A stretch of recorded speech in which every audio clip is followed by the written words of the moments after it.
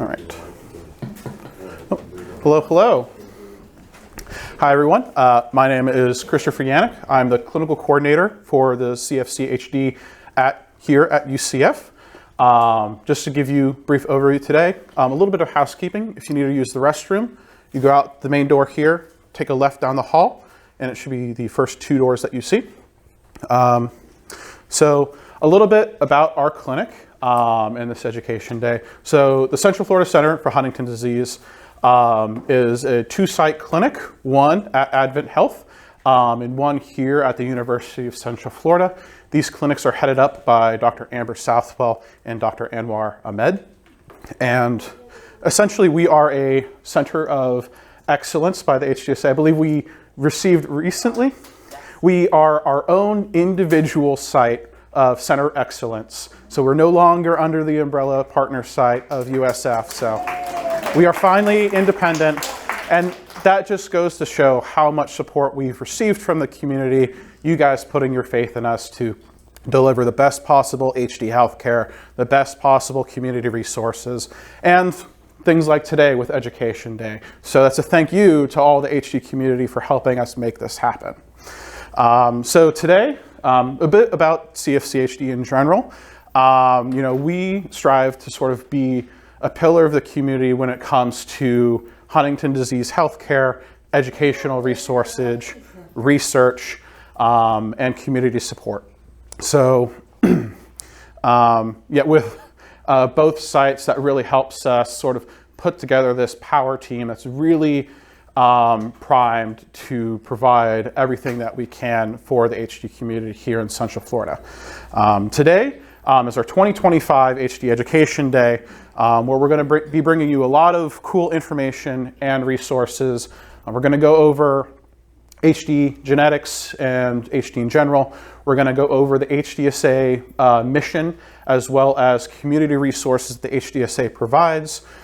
We are going to have a clinical trial update as well as going over a research update that's happening here at CFC HD.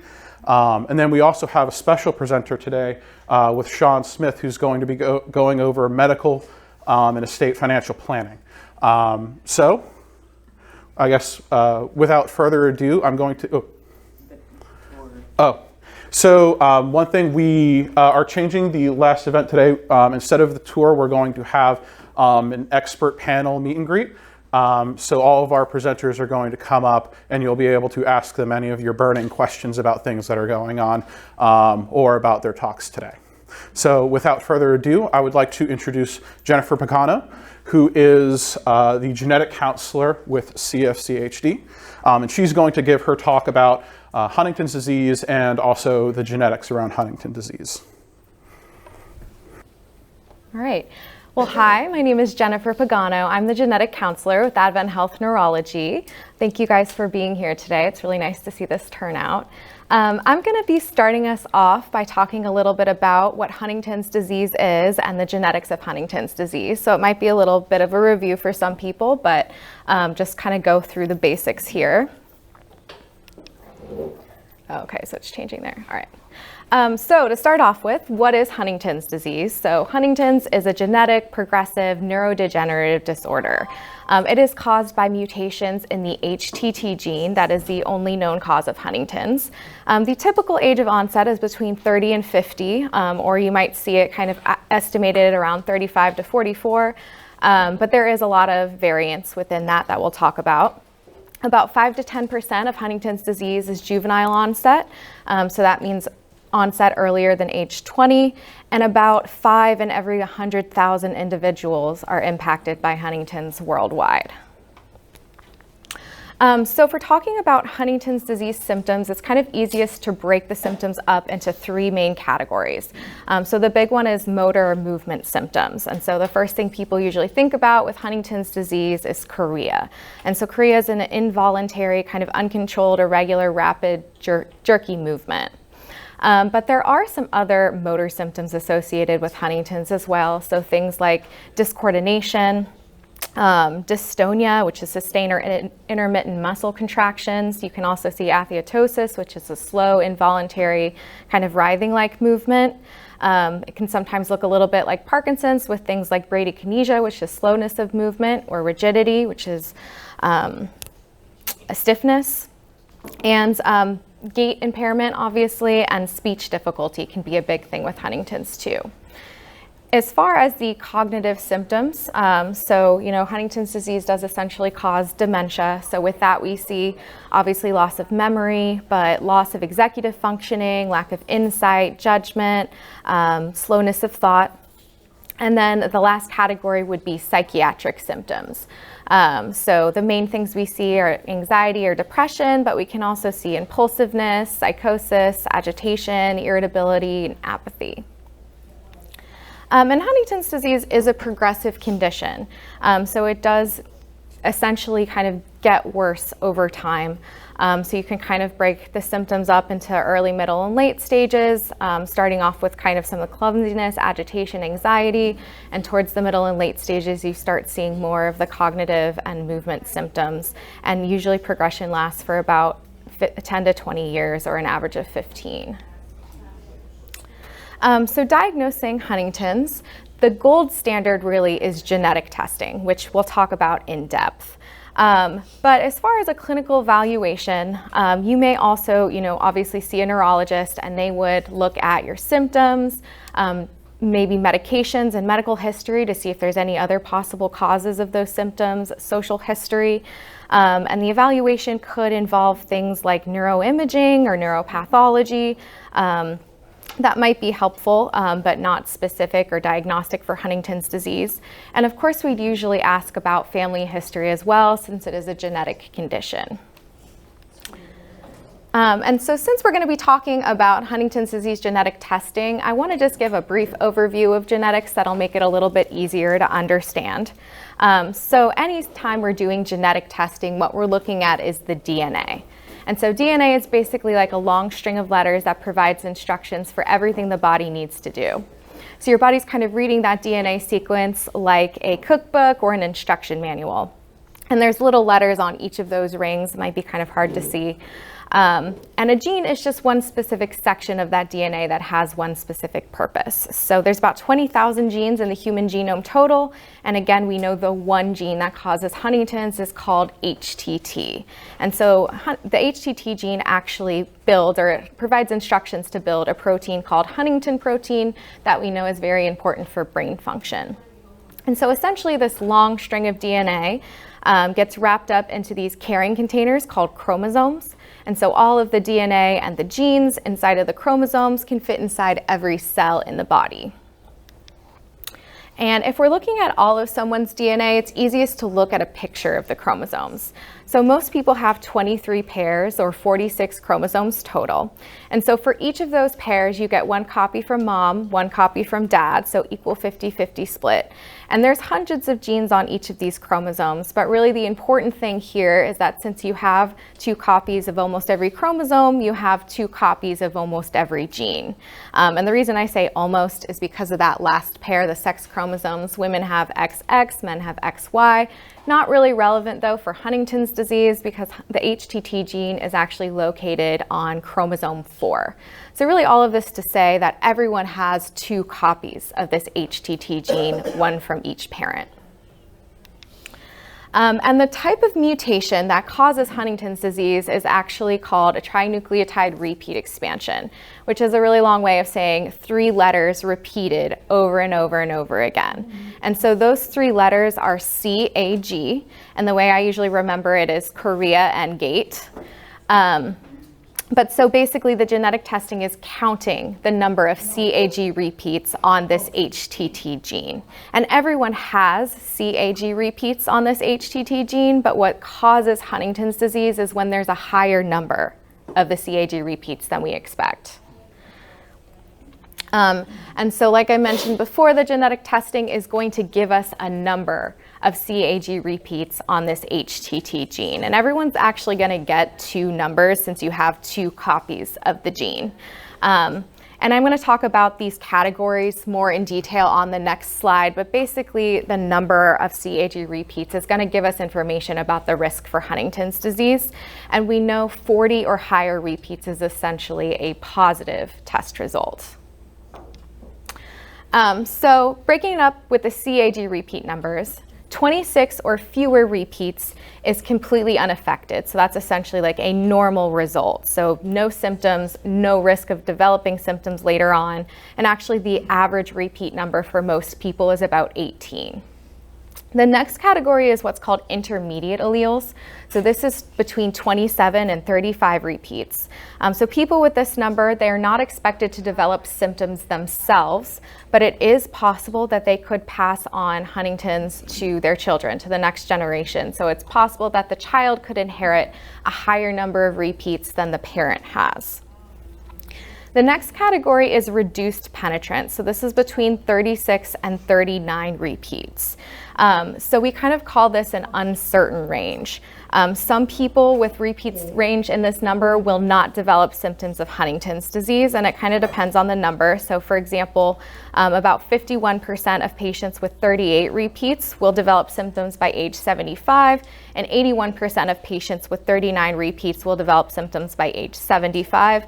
And typically people who develop symptoms within this reduced penetrance range tend to have a later age of onset than usually expected. Oops, I did not mean to go to the next slide. And then the full penetrance range, or essentially like a confirmed positive result, is 40 or more. So we know a person who has 40 or more CAG repeat numbers will at some point in their life develop symptoms of Huntington's disease. It is predictive. So for a person who's already experiencing symptoms, it would be diagnostic. For a person who doesn't have symptoms yet, it's predictive. And then the last category is juvenile Huntington's disease, onset earlier than age 20. And this is usually seen for people who have 60 or more CAG repeats. So looking a little bit more into the age of onset, so it's probably apparent from that last slide that the higher the repeat number is typically associated with an earlier age of onset. And again, the average is about 30 to 50. And that's why we see, 60 or higher repeats is very early onset, where the reduced penetrance range, 36 to 39, is later onset. Now, it's kind of a correlation, but it's not a perfect way to predict. No one can predict the exact age of onset. I usually tell people it's kind of like trying to guess the temperature on any given day. Like if you ask me to guess July, I'm going to guess a lot higher than in December, but I'm not going to get the exact right number. And they think that about 70% of the variation in repeat or in age of onset is due to those CAG repeats, but that's not really the whole picture. There are other genetic modifiers that can come into play. That's not really something that we're able to test for in clinic. And then according to some research, they think that the larger repeat numbers could also be associated with a quicker rate of progression of motor and cognitive symptoms. So the other thing to be aware of with Huntington's disease genetics is what's called anticipation. So anticipation refers to the CAG repeat number changing between generations. And in Huntington's, that mostly is going to refer to the possibility of a child inheriting a higher repeat number than the parent had. And that usually only happens when you are inheriting Huntington's disease from the father rather than the mother. So there is a chance that a child could inherit a higher number of repeats than the father had. And of course, that's sometimes why we see in certain families, the children or the younger generations seem to have an earlier age of onset than the older generations. And in that intermediate allele range, where those people themselves may not have symptoms, only about 10% of those intermediate alleles are actually going to expand to 36 or higher, to a range where there could potentially be symptoms. Most people are usually aware that Huntington's disease follows an autosomal dominant inheritance pattern. So that means for each person who has Huntington's or has that mutation, there's a 50% chance for each of their children to also inherit Huntington's. And we usually say a 50% chance for siblings as well. And the reason for that, if we're kind of thinking about the two copies of the HTT gene per person. So like in this figure, the 2 blue rectangles represent the 2 copies of the HTT gene per person, and that yellow shape represents the Huntington's mutation. So each child is either going to inherit the copy of the gene that has the mutation or the copy that does not. So that's where we get that 50-50 chance from. Now, not everyone with Huntington's disease does have a family history or knows that they have family members with Huntington's disease. So a negative family history doesn't necessarily rule out a diagnosis. And there's a few reasons why that could be the case. So about 5 to 6% of mutations are considered de novo or new. So again, maybe the parent had a mutation within the intermediate range, so they themselves did not have symptoms, but it expanded in the next generation, so it's essentially a new mutation in the family. But there could be some other reasons the family history could simply be masked by things like adoption or misattributed parenthood, and some people just don't know their family history. It's possible that family members have passed due to other causes aside from Huntington's, so they passed before symptom onset. Or especially in some older individuals, it could have been misdiagnosed. But all of this to say is that there really isn't skipping of generations with Huntington's disease. Now, when we're talking about genetic testing in clinic, there's kind of 2 categories we can break this up into. So the first one, and a big one, is going to be confirmatory or diagnostic testing. So this is a person who presents with symptoms concerning for Huntington's disease, or we know has a family history of Huntington's disease, and the genetic testing is essentially just to confirm the diagnosis, or maybe also to learn the repeat number. The other category is predictive testing. So this is a person who is at risk for Huntington's. Likely they have a parent who's affected, but they are not currently symptomatic. And so they are testing to know whether or not they will develop Huntington's disease at some point in the future. So it is a difficult decision for a lot of people whether or not to do predictive testing, and so we do kind of follow a set protocol set out by the HDSA, and it is completely optional. So it's a very personal choice made by that person as an individual whether or not they want to have predictive testing, and it's our job to kind of walk you through that process and make sure you're comfortable with your decision. And we will not test children or minors for predictive testing for Huntington's either. And so what that process is going to look like, so the first visit is a pre-test genetic counseling visit. So that's usually, if with our clinic, it's going to be virtual with me for about an hour, and we'll discuss, information about Huntington's disease and kind of talking through the possible outcomes and implications and the decision-making process. Usually then the second appointment is an in-person appointment. So at that point you would have the neurological evaluation with our neurologist and usually also a psychiatric eval. And at that point you could provide the sample. So most of the time the sample, we try to do blood test. It is also possible to do saliva or buccal swab sample as well. And then usually it takes us about a month to get those genetic testing results, but we would schedule the last visit in advance. So that is a results disclosure visit. And that's usually also going to be a virtual genetic counseling appointment with me. If it is virtual, we do also require that the person who's receiving their results has another person there with them, like a support individual. And really it's best to have a support individual with you through this entire process since it can be kind of emotional. So thinking about, whether or not you want to have predictive testing, these are some considerations. So common reasons people do decide to test. So planning for the future, for caretaking for themselves or for their dependents, finances, scheduling, bucket list items are things that people frequently cite. It could also help inform reproductive decisions. So, testing positive predictive test for Huntington's disease might inform your decision about whether or not to have children or how you might have children. There are some assistive reproductive technologies available to reduce the risk of passing on Huntington's. Some people, it's important for them to participate in clinical trials or research, so they want to know their status. Risk assessment for family members, particularly if you already have children, we might want to know whether or not there's a risk for them. For some people, they want to know their CAG repeat number. And then common reasons people decide not to test. So I think probably the biggest one and the one that we try to mitigate the most is the possibility of anxiety or regret. Once you have these results, you can't unknow them. Some people feel that it won't make a big change to the ultimate outcome. So there are no primary preventative treatments for Huntington's disease at this point, or disease-modifying therapy. So there's not a lot we can do knowing this information in advance from a clinical perspective. Obviously, though, it can be personally helpful. For some people, just the fact that we can never completely rule out uncertainty, so we'll never know for certain the age of onset, and some people might feel uncomfortable if they were to get an uncertain result, like a reduced penetrance result. And then the last thing to consider is insurability. So there's a law called the Genetic Information Non-Discrimination Act, or GINA. So that protects your genetic test results from health insurance companies and from an employer, unless you're employed by the military or a company with less than 15 employees. So they can't ask you for the results of your genetic testing. They can't make decisions based on the results of your genetic testing.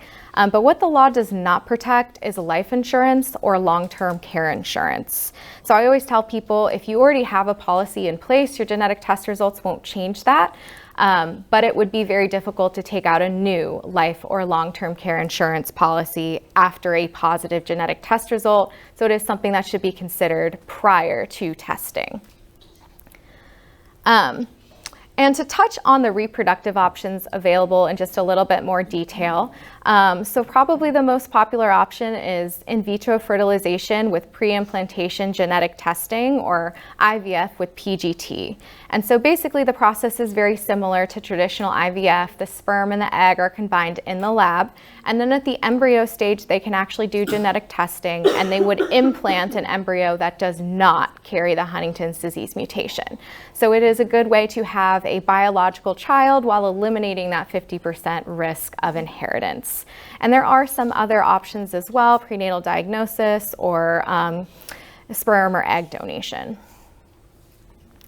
Some questions to ask, or that we would definitely ask during a pre-test counseling appointment, things that are helpful to think about in advance. How will I feel when I receive the results? And we want to make sure you're thinking about how you would feel if it's a positive, but also how you might feel if it's a negative. What will you do with this information? So like, how would this be personally useful to you? And especially, who will you tell? So who's going to be your social support during this process? What family members is this going to impact?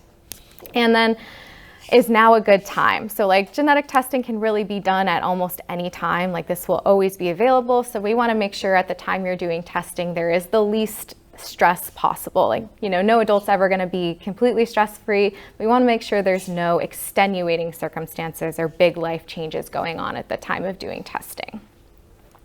And last but not least, I will touch on genetic counseling just briefly. A lot of people aren't super familiar with it, but basically genetic counseling is a process of helping people understand and adapt to the medical, psychological, and familial implications of genetic contributions to disease. So really, we're there to educate patients and providers about genetics, and provide emotional support and counseling, and help people kind of make these tough decisions about genetic testing.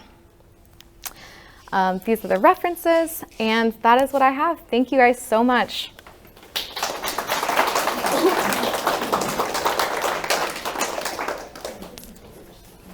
Our next presenter is Daniel Gimbel. He is the president of the HDSA Florida chapter. He is going to give a talk on the HDSA, their mission, and community resources available through the HDSA. Down to advance. Down to advance. Wonderful. Good morning, everyone. Thank you all for being here today. My name is Danny Gimbel. I have the honor and privilege of being the president of the Florida chapter of HDSA. I'm 36 years old. My father passed 12 years ago from complications of HD, and I am at risk. Fortunately, enrolled in HD, which is something if you don't know about, you should get enrolled in it. But it's this community is everything to me, and I thank you all so much for being here. And we are family here. So I wanted to talk to you about And also, I should just say, speaking of HDSA, our esteemed Dr. Amber Southwell is on the board of the Huntington's Disease Society of America, and our new president and CEO, Amy Gray, is a longtime resident of Wellington, Florida. So really, Florida is really taking the lead in when it comes to Huntington's disease, and it's a wonderful time. It advances this one, sorry. Oh. That's for your reference. So Oh. keep looking back. So wait, does this advance too, or? Yeah, you can hit like the space. Oh, I need to hit the space bar to do it. Okay, let me go back. Okay, I got you. Thanks, Chris. All right, HDSA, the premier national public nonprofit for HD, founded in 1967 by Marjorie Guthrie, who some of you may know as the wife of Woody Guthrie, the esteemed folk singer, and Woody has been in the news as of late. I don't know if any of you have seen the new Bob Dylan movie, but there is a feature there for going to Bob Dylan going to visit Woody in the hospital, and to that point, in terms of how much Bob Dylan idolized Woody Guthrie. Woody Guthrie, Pretty Boy Floyd, 1939. Yes, as through this world I've wandered, I've seen lots of funny men. Some will rob you with a 6-gun, and some with a fountain pen. Bob Dylan, 1962, talking New York. Now a very great man once said that some men rob you with a fountain pen. It don't take too long to find out just what he was talking about. And so HDSA is dedicated to HD and their families. It is family-based, family-led, family-centered. And it's headquartered in New York City with 50 chapters and affiliates nationwide. It may be interesting for some of you know, now we are the Florida chapter. It used to be that it was the South Florida chapter, and I think we had the Central Florida affiliate and then the Northern. And so my background before I became a prosecutor, I was a corporate lawyer. So I guess there was a reorganization of sorts. And so now we are one chapter for the entire state. We have a support group that meets up in Pensacola that I went there last December. And so we're trying to bring the state together. And with 50 chapters and affiliates nationwide. The vision, mission, tagline, and moonshot. The vision, a world free of Huntington's disease. The mission, to improve the lives of everyone with HD and their families. The tagline, help for today, hope for tomorrow. And the moonshot, disease modifying therapies for HD to be accessible for all. And we are HDSA. And, through volunteers across the country, it is your involvement and I guess maybe just, there were 2 times in my life that the HD community was there for me. The first was when my father died when I was 25. And there was the local support group in Boca that when I was at my lowest point, that they were there for me. And then, fast forward, my maternal grandfather, who was very much a second father to me, when he passed away, some family members took that as an opportunity to say that with my grief for that, to say that I was exhibiting symptoms of HD and the isolation that I experienced from certain members of the family for that. And again, it was the HD community at my lowest point that was there. And that's actually what then prompted me to now be standing before you today. Because really, but for that rejection, I would have not found this acceptance with you. So, thank you. And so, this is what makes HDSA work is, with our 90 team Hope Walks, over $2 million was raised. The Celebrations of Hope, raising nearly $750,000. The closest one that we have over here is put on by the wonderful Karen Millick. And that's how actually I was told, the one back in, was it December, Karen? That apparently I was wearing the same tracksuit. So that was how some people recognized me. I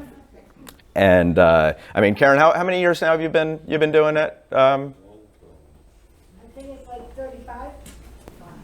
Well, there you go. Thank you, Karen. And so there are numerous programs and services that we have here for HDSA. We are fortunate here in Florida in that there are some states that may have one center of excellence or none. And here in Florida we have University of South Florida, University of Florida, Advent and UCF, and the University of Miami. So we have 4 centers of excellence in this state. But even with that, Florida is a very big state, and there are people who have to travel far and wide to get to a center of excellence. And as I talk about with Dr. Southwell, this center is probably only serving about 10% of the population that it should be serving. And so it is for us as the community to connect with people that there are resources here, that no one has to go through this alone. And through the programs and services that HDSA offers, through the social workers, the support groups, the helplines, the youth program and services, there are resources out there, and we want to help connect you to those resources because, believe me, I know what it's like to go through this and to feel that you're the only one going through it and that nobody cares and you have no support. But I want to assure you that there are people who care and you do have support, and we are here to help make the weight just a little bit lighter for you. And the missions and services, it all kind of works in a loop with how each of the services helps support and reinforce the others. And advocacy, increase access to care, reduce financial burden, and speed innovation. And I'm going to have a specific call to action for all of you. At the end of April, I was in Chicago with Phyllis Foxworth, HDSA Senior Manager of Advocacy. And she challenged us to try to set up meetings during the August recess with our members of Congress. And so what I'm going to do is I'm going to ask each of you before the end of the day to let me know who your member of Congress is, and if you would be willing to arrange a meeting to sit down with them during the August recess to explain to them why supporting HD families and research is important to their constituents, because the way that this is going to be is, like we said, HD is a family disease. And for each of these members of Congress to see the people of HD in their community as their brothers and sisters is going to be how we are going to create the change. We are going to be the change. Okay, well, I guess, there we go. I got a little bit ahead of myself with the slide, but schedule meetings with a member of Congress at home during August. And so, and the way we're going to do that is, hopefully I get a list, from you of who your member of Congress is and your willingness to do this, and we can really put that plan into action. With the centers of excellence, the breakdown of where it is, and I guess then to look. Here we are in Florida. We are blessed to have 4 centers of excellence. You see that there are states where there's none. And can imagine that, being in a state where there is nobody who has that level of subject matter experts for HD. And so then from that, given the spoils that we have with this, that we have a center of excellence here at UCF, and that it should be seeing 450 more people than it's currently seeing right now. And we have the opportunity to connect those people to these resources. With community service, we have 100 plus HDSA specialized social workers. I was actually recently informed that we have the opportunity to hire a full-time social worker to serve the state of Florida through HDSA. So we'll look to keep you updated with that. I know we have social services within each of the centers of excellence. But again, those are the people, because HD, there's the medical component, there's also the psychosocial component with it, and the strain it puts on HD patients, the strain it puts on caregivers, the strain it puts on their families. And we are there to support you with these support groups, like I told you, that the support group in Boca being a lifeline to me when I most needed it. When it comes to disability, Allison Bartlett with HDSA, she is an on-staff attorney. If you if you go to the HDSA website, you can schedule a meeting with Allison to discuss that, because there are resources, government resources with disability that we can do, and we're going to get into further discussion with that this afternoon. But I mean, this is beyond HD. This is financial planning HDSA has a wonderful resource with Allison to do that. And to the extent that any of you have not reached out to her, I would ask you to do so.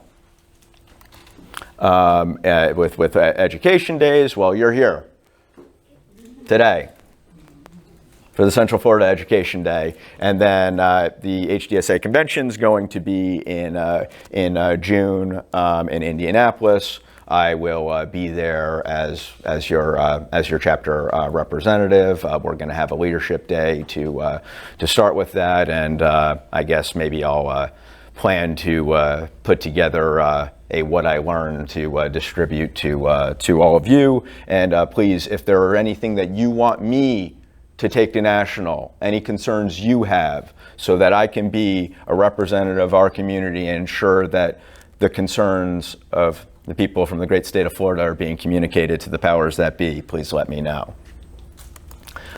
Research, we have a lot going on with the different research grants. Actually, we have a local connection with the Don King Summer Fellowship that our own Kira King, who's been working with Dr. Southwell, has been working on a wonderful AI project that hopefully we can hear some more about later. HD Buzz is a wonderful website about kind of explaining HD research in layman's terms. Youth and young adults, and for me, my dad was diagnosed when I was 10 years old, and I went through much of my formative years feeling utterly alone with this. And it's good and gratifying to think that the kids of today don't have to go through that, and for how isolating and alone it is to be seeing a loved one deteriorate, and to be able to talk with people who understand, who get it. Because I know that we all know what it's like to have conversations with people who just don't get it and just don't understand. It's exhausting. But there are people that you don't need to explain where it hurts, because they know exactly where it hurts. And then on the HDSA website, you can learn more about the staff directory, including, of course, again, that our new president and CEO is a longtime Florida resident, and the tremendous opportunity that has for us to make Florida the forefront of HDSA, of HD advocacy and research. So thank you all so much. I am here for you. Thank you. All right, so our next presenter is Dr. Anwar Ahmed, who leads the Advent Health site, and he's going to give us a clinical research clinical trials update. All right, good morning, everybody. And it's very impressive to see so many people here this morning. We were doing it for the last 5-6 years, almost 5 years, and and we always have 20 plus people here, very few patients, more medical students. But we were still happy to do this, and I think the persistence always help. So this time, I'm sure that you will enjoy and you will hear a lot of new information.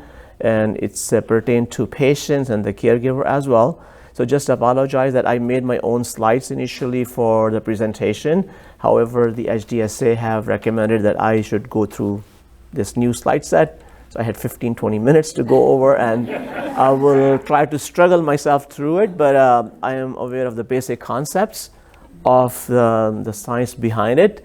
So hopefully I can able to help to simplify, because these are complex topics, the genetics and how the genetics interact in the brain cells.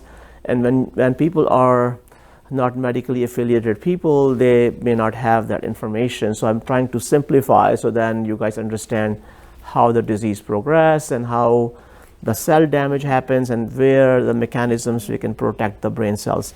So let's start with a few of the initial slides where down button. Okay, thank you. So the HDSA supports the research and working with multiple drug companies, and they do annual conventions where they bring all the pharmaceutical industry for their presentation. So they are really, really very heavy and very motivated on this initiative. So currently today that we're going to talk about some of the clinical trials which are in the pipeline and some of the trials we just finished, and we're going to discuss about what is their outcome, if they're really shown any benefit or is there any hope for our patients. So important thing is that you have to get involved and get educated about the clinical trials, and it's very important that without the clinical subjects, without clinical patients, we cannot do clinical trial. We cannot do on healthy people to know if it's really efficacious or not.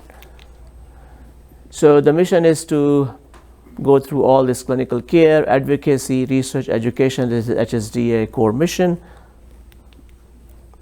So, and you can support by doing all this. We can, definitely get a lot of research grants from private institutions. We work with people who have interest or family connection, and those families have a wealth to really support these initial clinical trials for the scientists. We also work with Center of Excellences where we provide the MDC clinic supports, and I think some of our patients in this room also come to our the clinic, which they can see how much team member involved in their comprehensive care. So there are many different ways to participate in the research, and you can support the research initiative. So what is in HD drug pipeline? And there are at least 40 different clinical trials happening nationally at this point. These trials are happening in different countries. Sometimes we are as a site, but sometimes we are not the site for it. So we are trying to always get on site here in Orlando to serve our community. We discuss this quite often with every clinical visit. If something which is fit for the patient state of the disease, we like to bring it to the patient and offer it. So there are, so how the clinical trial are designed, this is just the basic diagram showing that it takes years in the lab on animal model to really see if this is the agent which we can go out and test on a bigger population. So FDA, the way it is that they first approve for the phase 1 trials on humans, where we just check how the medication level going up in the bloodstream and how it affecting the other organs, if it's safe. And then second phase happen when the phase 1 is like showing it's safe for the bigger population. So then we can go phase 2, which takes months to a few months, and it's pretty fast. But then the third part is that the bigger trial has to be planned to really show the drug is efficacious as well as is safe. And they have a primary outcome and the secondary outcome. The primary outcome rely on different scales which we use, and there's no time to go into much detail here, but we have select a specific scale which give us the answer that if the disease progression has slowed down, or if we're reversing anything, or we are salvaging brain cells, doing imaging studies, or we are checking biomarkers for inflammation. So all these things we are doing in phase 2 and 3 trials very heavily. So again, summary of this. So phase 1, small study, very low number of patients. You see 20 to 50. Phase 2, a placebo-controlled trials where we have half patient get placebo, because placebo effect is very strong in clinical trials, as you know. Psychological effect. Patient take medication, say, oh, I'm better, but we know the drug is placebo. So we need to minus placebo effect from the actual effect to know it's really efficacious. And then we have phase 3 trials, which you see lot of more number of patients, so we need more participation from community to participate. And then we can test the effect, and it takes 2 to 3 years to finish, and then we go to the FDA for final approval if it's really efficacious and if they buy the data from the drug company. So these are the clinical trial listed here. As I said before, there are 40 different trials happening. I say fortunately or unfortunately. We have only 3 drugs out there which we can just do the symptom treatment of chorea, and they're all fully approved. And you can see those names, Austedo, tetrabenazine, and then we have valbenazine. There's no other drug for the treatment of chorea or cognitive changes or other symptoms like gait and balance and speech, unfortunately. And then rest of the companies, many of them are working still on chorea, but some on the genetic aspect of the disease, protein lowering approaches in the brain. I'll go through other slides on it. All the drug companies listed here involved in clinical trials right now. So many drug companies. Again, another slide for the drug company who were involved with HDSA. And then we go to, important thing is that this is a genetic disease. We know there's one gene involved. So if we know if the gene is the cause, and the gene, we know the gene is the blueprint in the body to produce proteins. Proteins make up of all body muscles, organs, liver, kidneys, everything. All those proteins are different proteins, and they form our organs. And they also provide the cellular function, how the cell communicate, and they do function in the body. So genes are the key, the building block of life, where we need to focus on to cure this disease. So what happens in every gene has codes. So in Huntington's gene is normally present in all of us. It has normal code, and we call it CAG repeats. And these CAG repeats typically between 10 to 26 in all of us, producing Huntington protein, which is, we don't know the mechanism of this protein, but we know it's between synaptic transmission, and it helps the neuron to communicate better. But there are a lot of functions that are unknown even to this age. And then when it becomes, when it more than 40 repeats, then it produces longer protein. So protein gets long, and then it becomes clumped together and become toxic to the brain cells.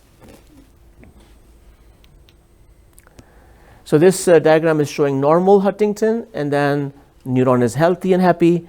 Expanded mutant lead to longer stretch of protein, sick neurons, and then normal protein, we call it wild type protein. And the abnormal protein, we call it mutant protein. So that's the terminology you will hear all the time with drug companies, that what type of protein is lowering. So genetic is like this, a little bit like simple way. So DNA is a cookbook where you have tablespoon, which is normal, you see, and then with the B is inserted in it is the abnormality in the gene. So you have 2 different sizes of the protein. One is bigger size protein, lead to bigger cupcake, smaller lead to smaller cupcake. The bigger cupcake may not turn out well. It may be bigger, fluffy, and not be as edible to our body. Like a cell is not like it, that what kind of cupcake you're giving me. So it's kind of like that analogy I take from this picture. So when the protein is long, it is not palatable to the cell, it just lay there, and it becomes rotten and toxic. So when you have a CAG repeat length, normal repeat length or abnormal, it produces RNA. RNA is the second part before is actually the step before the protein forms, and we call it RNA and messenger RNA. And those RNAs also can be blocked sometime to decrease the protein levels So we have to show some of the clinical trial focusing on that. So see the same thing I already explained. I'm going to skip this slide. So Huntington's lowering drug, which is important, is that could be, the drug which can affect the Huntington RNA and block the abnormal codes and make the protein normal range, like within the range of the normal size. Then there are drugs which can also directly affect the DNA, and it blocks that code directly. Those drugs are very few, and they are not really in clinical trial at the moment. Most of the drugs are focusing on a step from DNA where it produces the RNA, and RNA dictates to form the protein by the cell. So they are focusing on RNA drugs mostly in recent clinical trials. Let's see how it goes there, and it blocks that. Can go down? Okay, so you see the DNA is double-stranded, then you have messenger RNA is single-stranded, and then the HTT protein formation. This is like a simple diagram, again explaining how DNA becomes RNA and RNA produce the protein. So this is again the same thing, unexpanded, normal range, cell is normal, healthy, survive long. Expanded, CAG repeat leads to expanded protein formation, and the cell is sick, and then you have damage finally to the cell. So let's go to the clinical trials. So clinical trials presented in all these different meetings where we get information from different drug companies, and then we tell patients in the clinic and encourage them to participate, press releases, and currently these companies only targeting on the chorea, which is not a treatment which can really modify the course of the disease or even it provide any cure. It just provide the benefit on when somebody is moving too much. It's a good benefit, but it's still the disease progresses the way it is. So there are three categories we can discuss here. One is there are drugs called small molecules, and they also can affect how the gene express, and they are the new technology which the drug company is really focusing on. Then we mentioned about DNA and RNA drugs that already have mentioned a little bit in detail, and then the gene therapy is inserted in the brain directly through a viral vector. So when you have to correct a gene, you use microRNAs, double-stranded, and you inject in the striatum in the brain where it affects the gene directly. So there are three levels of treatments which we can provide to the patient, all experimental. So let's talk about the small molecule. These are the drug companies working on the smaller molecule, the Votellopram, entering the phase 3 trial. So it's already crossed phase 1 and 2, is an oral medication which comes in 10 and 5 milligram. They already studied on limited number of patients in phase 1 and 2 trials. They showed that it's efficacious, it's showing some benefit, and then now they're planning for phase 3. The Sky 0515 also entering from phase 1 to phase 2. So let's talk about the Votellopram. I already say it's an oral drug, that's good benefit. So we don't have to inject in the spinal fluid something, we don't have to inject anything in the brain. We give patient to strength of the drug, and we can lower the mutant Huntington protein. We see that the mutant protein goes down in the CSF and in the bloodstream. And then the encouraging sign, they studied for 24 months, and there was some very encouraging signs. And Novartis is running, is licensed for this right now, and they will go into the phase 3 trials. Skyhawk company, they have agent called Sky 0515, is also an oral drug, and it also been tested. Encouraging data came out last year in summer of 2024. Is safe, and it has potent effect again on the Huntington protein.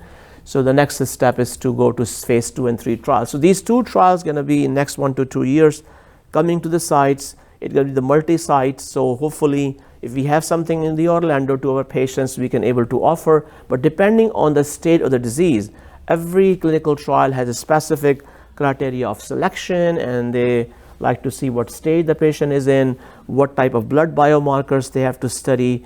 So in that regard, the patients sometimes get disappointed when they don't qualify for it or their stage is too advanced.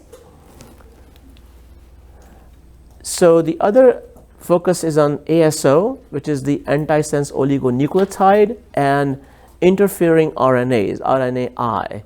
And again, a lowering approach. These are the drug companies which are focusing on it: Genentech, Wave, Vico, and Alnylam. So this trial, again, it's been 4 or 5 years any questions? No? Okay. So if there are any questions, I can answer in between too. So Generation H2 trial, this trial has been going on to look for ASOs, which is injected through the spinal fluid, and patients between 25 and 50. And they have done initial trial, which was somehow stopped in the beginning for some looking at worsening of patients who are very advanced stages. So the trial is previously based on, but now they have fine-tuned it, and they are injecting patients in the spinal fluid, and they are still ongoing, which complete in 2026. Again, the same thing, the ASO binds with RNA and block the formation of a mutant Huntington protein. The other, so in this trial, the people with HD, they have 2 types of proteins. They have healthy and the disease affected protein, and they're shown us as the blue and then the pink or red. And these proteins are blocked by the ASOs. Actually, both proteins is blocked in these trials, some of them, and they cannot discriminate between 1 or 2. So when we block both proteins, we don't know what is the adverse effect of blocking the normal protein, because we need normal protein for our body function. So it's still kind of unknown in many patients when you block both type of proteins and what damage you cause. So the select HD is one thing which they're only focusing on lowering the mutant Huntington's, not the normal one. So it has a very disease-specific targeting, and I think there's a phase 2 and 3 trial is planning to. So there was one trial which is like blocking both type of proteins, but this trial particularly focusing only on the mutant aspect of the protein. So another company called Vico, and they have all selected the same mechanism where they want to do selective lowering of the Huntington protein. Again, fall of 2024, they have reported that the Huntington protein has been lowered, which was more mutant form of the HD. Now, question is, if clinically they are improving patients, you can lower the proteins, but ultimately the goal is to lower and then help to see if the clinically patient is slow progressive or patient symptoms improving. So that's another thing which we need to answer in this clinical trial and look at the data more carefully. This is interesting trial, which is the Sirna, which is another RNA technology delivered to the lumbar puncture, and then it targets the both copies. It lowers both type of proteins, but it has also shown benefit in Alzheimer's, because Alzheimer's has a beta amyloid protein, and they design kind of like this RNA focused toward amyloid protein to block. So they initially saw in 2023 that they can block the amyloid beta proteins, which if you lower it, you can decrease the brain burden of these proteins and improve cognition, improve longevity in patients with Alzheimer's disease. So the same model or technology applied to design this trial for Huntington's patient, because they have same issues with proteins. Another drug company called Unicare, this is also working with gene therapy technology, lowering approaches. They came up called the AMT-130 trial, and recently they may be going to the accelerated phase where FDA approving them to go and design a trial where they can be approved more faster, other typical timelines.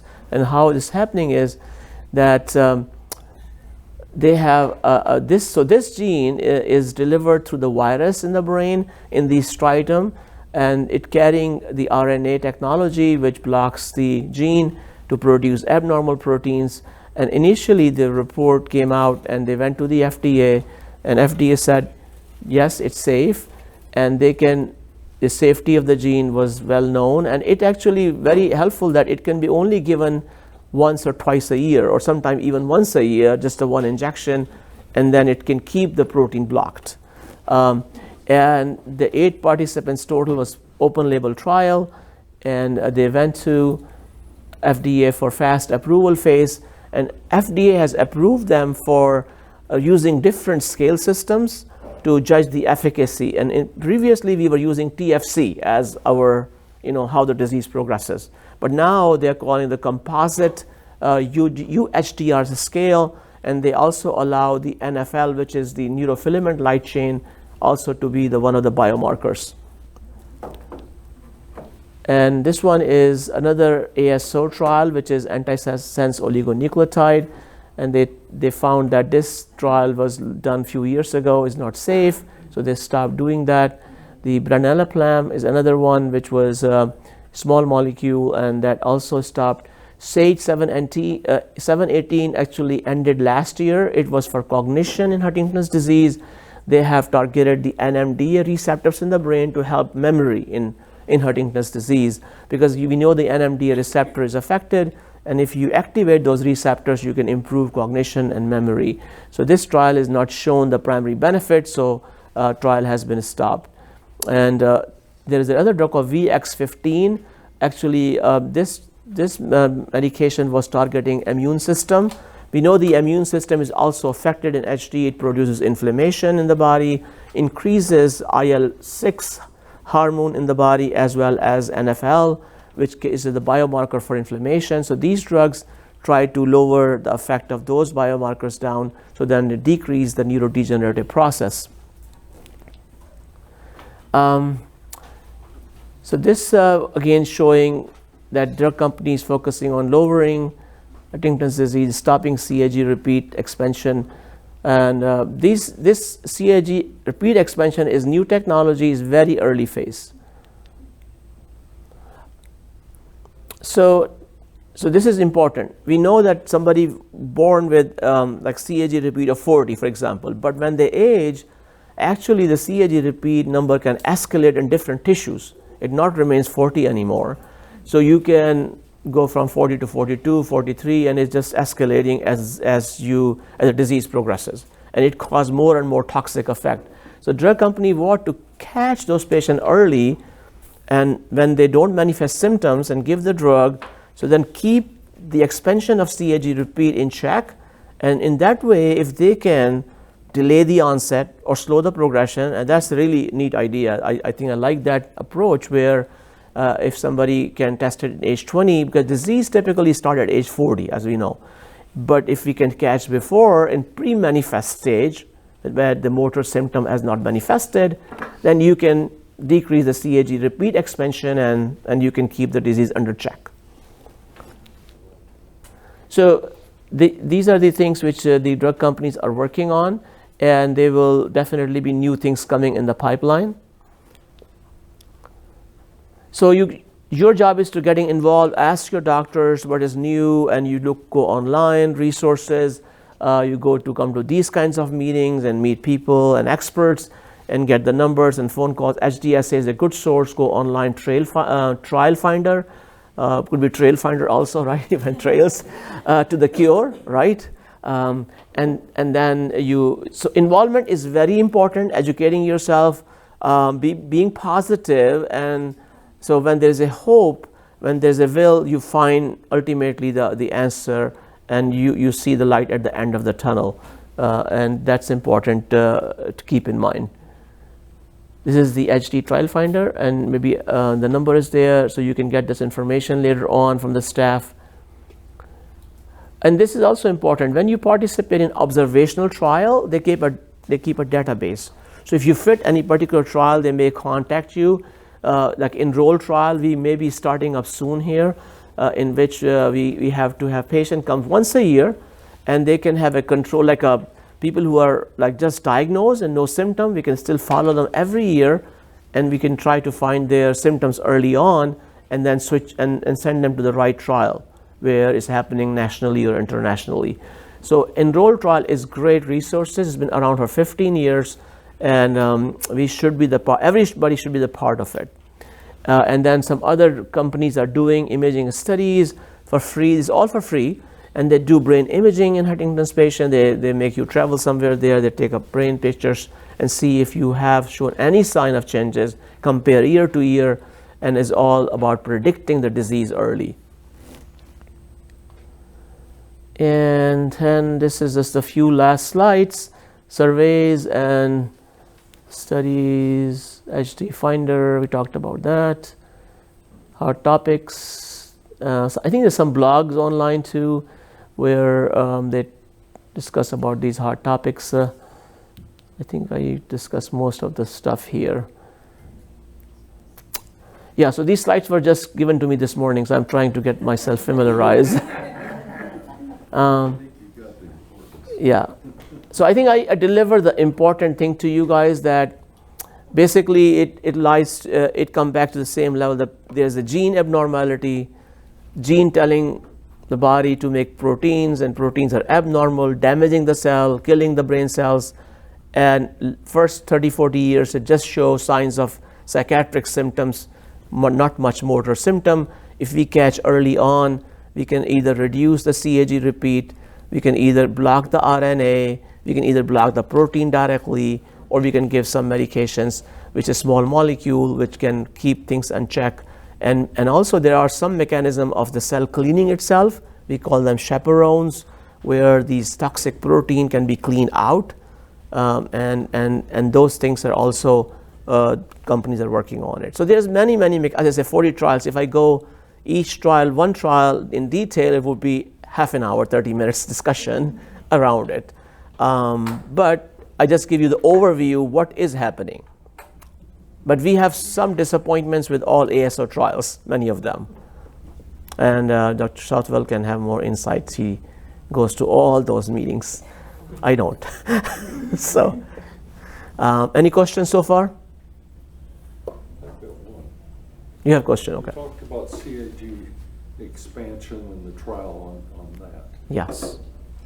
I wasn't quite sure later on if you were talking about a trial on actually changing or killing or doing something with the existing quantity of CAG. Yeah. These trials are very early stage. It's not happening at the human level. And these are some special, you can say, agents, like there is like a zinc finger proteins, and they go and they block the CEG, not to expand. Also, there is a technology which I'm blocking it right now, and it's called CRISPR. Sorry, now it came to my mind, right? And they cut like a scissor, the longer CAG, and then make it join again to make it normal range. It's called CRISPR technology. And people got Nobel Prize on this technology for discovery. Right, Dr. Southwell? Do you have any insight on that, CRISPR? Well, so there are multiple approaches that are, we're very close to human stages for things that that are geared towards preventing further expansion. And those are mostly things that target DNA repair machinery. So there's the DNA repair machinery is actually what causes the expansion over life, and so there are certain strategies to kind of calm DNA repair down a little bit to prevent expansion. Now, in the preclinical stages, people are looking for drugs that actually induce contraction, but that's not to people yet. Yeah, so CRISPR cuts the abnormal portion out and then recombine the strand. Yeah, it's well, the thing about mind-boggling how this thing's been done, right? Preventing expansion, though, is that it has to be early, because by the time people have symptoms, there's been a lot of 50% or more loss. Yeah. In the striatal neurons, which are the most susceptible in HD, they get really big expansions before symptom onset. So, one of the things that we're always trying to push is to get people to come earlier. Yeah, makes sense. I know these are very technical discussions. The problem is that when you convey to people with non-medical background, I know I challenge myself sometimes how to explain it in more simple terms. It's not easy. So apologize for that. If something very confusing, I gave you guys there. So any other questions? Yes. So with the trials, I guess what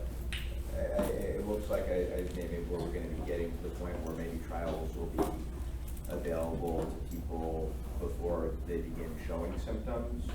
Yes. And so, like, I guess Yeah. what's kind of in the pipeline for that? Because I guess my understanding is that the current state of trials require to be showing some degree of symptom in order Right. to enroll. So they have devised now the new staging system of the trials, in which even people are pre-manifest stage without having chorea or motor signs, they can participate.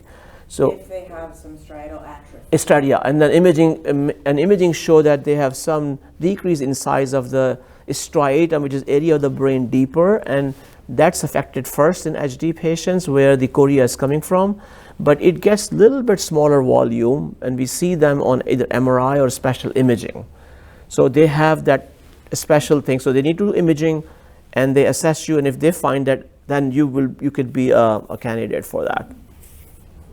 And usually the 40 plus, I think there's a repeat length, they have changed it to 36 and above in this participation also.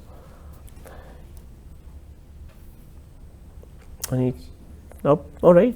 So I think the next agenda is what we have right now to go to. Well, we're ahead of time in our agenda, which doesn't usually happen. Right. I think the next thing after you is lunch, but lunch hasn't been delivered yet. Okay, But it should be like in the next 10 minutes. all right. So let's take a break and then I'll be. Okay, thank you. Thank you, guys. All right, so we are going to go ahead and get rolling with our next presentation, given to us by Dr. Amber Southwell. She's going to go over the research that we have happening here at CFC. She's going to talk for about 5 minutes Oh. before me. Oh, I'm not Amber.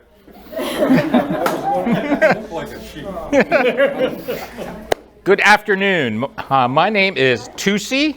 Everyone just calls me, it's actually Dr. Atusi Harumi, but Tusi is a lot easier. My students call me lots of other names. I won't mention those. But I want to thank you thank Amber for inviting me here today. I have a research team of about 20 people from across the country that's trying to reimagine patient and family education. But we're actually developing a 3 to 5 year strategic plan to actually expand the education to different people, including medical healthcare providers. Not enough people know about HD. And my research has been based on medical and health professions education the last 20 years or so. And now we're focusing on patient and family education and HD now, with Amber helping us and a couple other friends. So we're looking for people that will help improve the educational methods. So we're coming up with, one of my best friends is from the Florida Interactive Entertainment Academy. His name's Rick Hall. This Jeopardy game is a great example. So we're going to try to gamify some of the training, but more importantly, make it more individualized and adaptive using like AI and this kind of stuff. So if you are interested in becoming a tester and helping us reimagine this stuff, we have a 1-year project that started it started planning like 6 months ago, a year ago, but we're already starting the research about a month ago. So we're in different phases. We're just going to start small because we're not funded, it's all volunteers, but then we want to expand. So if you'd like to help, we are looking for people for help. Okan is a great example. He's one of the 20 team members from across the country. Again, professors in learning sciences. So we're not clinicians. We're experts in how and why people learn and how to make that learning more engaging. So thank you for this opportunity. Again, if you would like to be a tester, please reach out to us. We'll be here the rest of the day and after today, and we'll be here for a while. So this is kind of what I've dedicated the rest of my career to, which I hope to retire soon. But even after retirement, faculty can't ever retire. So anyways, thank you very much. Nice to meet you. Hope to hear from you.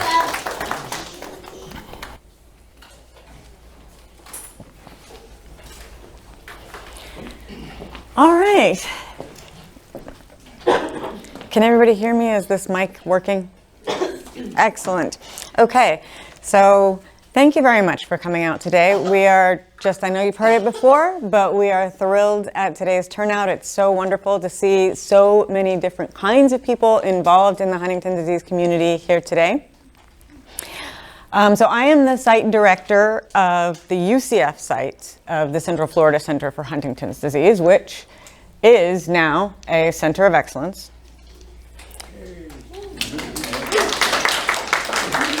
We had just outstanding mentorship from the University of South Florida during our startup phase as their partner. And we are continuing to have a strong relationship with the USF HD clinic, but we are independent now. And so I'm actually not the MD kind of doctor, I'm the PhD kind of doctor. And so I'm going to talk today about some of the research that we have going on at the Central Florida Center for Huntington Disease. Oh, that doesn't work. This works. Yeah, clicker goes to this. Right, great. Okay, good to know. I believe I'm not the first person to make that mistake. Okay, so yeah, you really can't see the pointer. Excellent, great, good to know. Okay, I'm used to using a laser pointer, but I'll do my best. So most of the research that we're currently doing at UCF is about biomarkers. So biomarkers are things that we can test in living people that tell us about their health. We work a lot with mice. We don't need biomarkers with mice. I can take the mice and take their brain out and figure out whatever I want to about their brain. But we can't do that with the people. So we need ways to learn about the brains of people with HD while they're living. So we have biomarkers research going on, and I also wanted to touch on multidisciplinary rehabilitative therapy. It is the model of the Huntington Disease Centers of Excellence, and it is the only way we have to slow down HD. So there are medications that really help people manage symptoms that are wonderful. But the disease marches on. But with multidisciplinary rehabilitative therapy, it's been shown in people before they have symptoms, people who have the HD mutation, that a multidisciplinary rehab strategy can prevent the shrinkage in the brain, can actually slow down the loss of brain. And so I always want to touch on that in these kinds of audiences. So, biomarkers. We talked about primary therapeutic approaches that are in clinical trials or that are approaching clinical trials. Huntington lowering therapy. This is a very big deal. There are many companies that are developing Huntington lowering therapies. These are treatments that reduce the amount of the disease-causing protein. We need ways to determine if and how much that disease-causing protein has been reduced in the brain. And the other thing that is rapidly approaching, that is catching up with Huntington lowering therapies, is anti-expansion therapies. Things that keep the CAG tract from getting bigger and bigger and bigger and becoming more and more toxic. And so these are the kinds of things that we need biomarkers for. We don't currently have any way to tell if the CAG tract in brain cells is getting longer or not until autopsy. So, for measuring the Huntington protein, we've found out that we can use the Huntington in the spinal fluid to tell us about the Huntington in the brain. And we did this study in 2015, where we looked at the spinal fluid of a number of individuals with HD at different stages and control individuals. So people who are unaffected, people who have the HD mutation but do not yet have any symptoms, people who are experiencing early symptoms, and people who are in the later stages of disease. And we looked at the amount of the mutant protein in their spinal fluid. And we found that people who don't have symptoms yet, they don't all have mutant Huntington in their spinal fluid detectable. Some of them do. The people who have symptoms all have detectable mutant Huntington in their spinal fluid. And the amounts are related to the symptom severity. So those individuals who don't have symptoms yet, who don't have mutant Huntington in their spinal fluid, they don't have any kind of early motor signs. The people who don't have symptoms yet but do have very mild motor changes that are the very earliest stages of motor changes, those are the individuals who do have mutant Huntington in their spinal fluid. So it's related to the disease. We see that also with cognitive measures. If we look at verbal fluency, people with more mutant Huntington in their spinal fluid have less verbal fluency. And we see this with other cognitive tests as well. If people participate in Enroll HD, they're familiar with these tests, the symbol digit modality test, which is where people have to translate between these numbers and symbols using a key. Again, performance is worse in people who have more mutant Huntington in their spinal fluid. And the same thing with the Stroop color test. So this is where you have the name of a color written in a different color ink, and your task is to do something like name the ink color without, naming the word. And so similarly, the more mutant Huntington in spinal fluid, the worse people perform on these cognitive tests. And because we work in mice, I work in mice and with people, and we do these studies in parallel, and we can do things in mice that we can't do in people.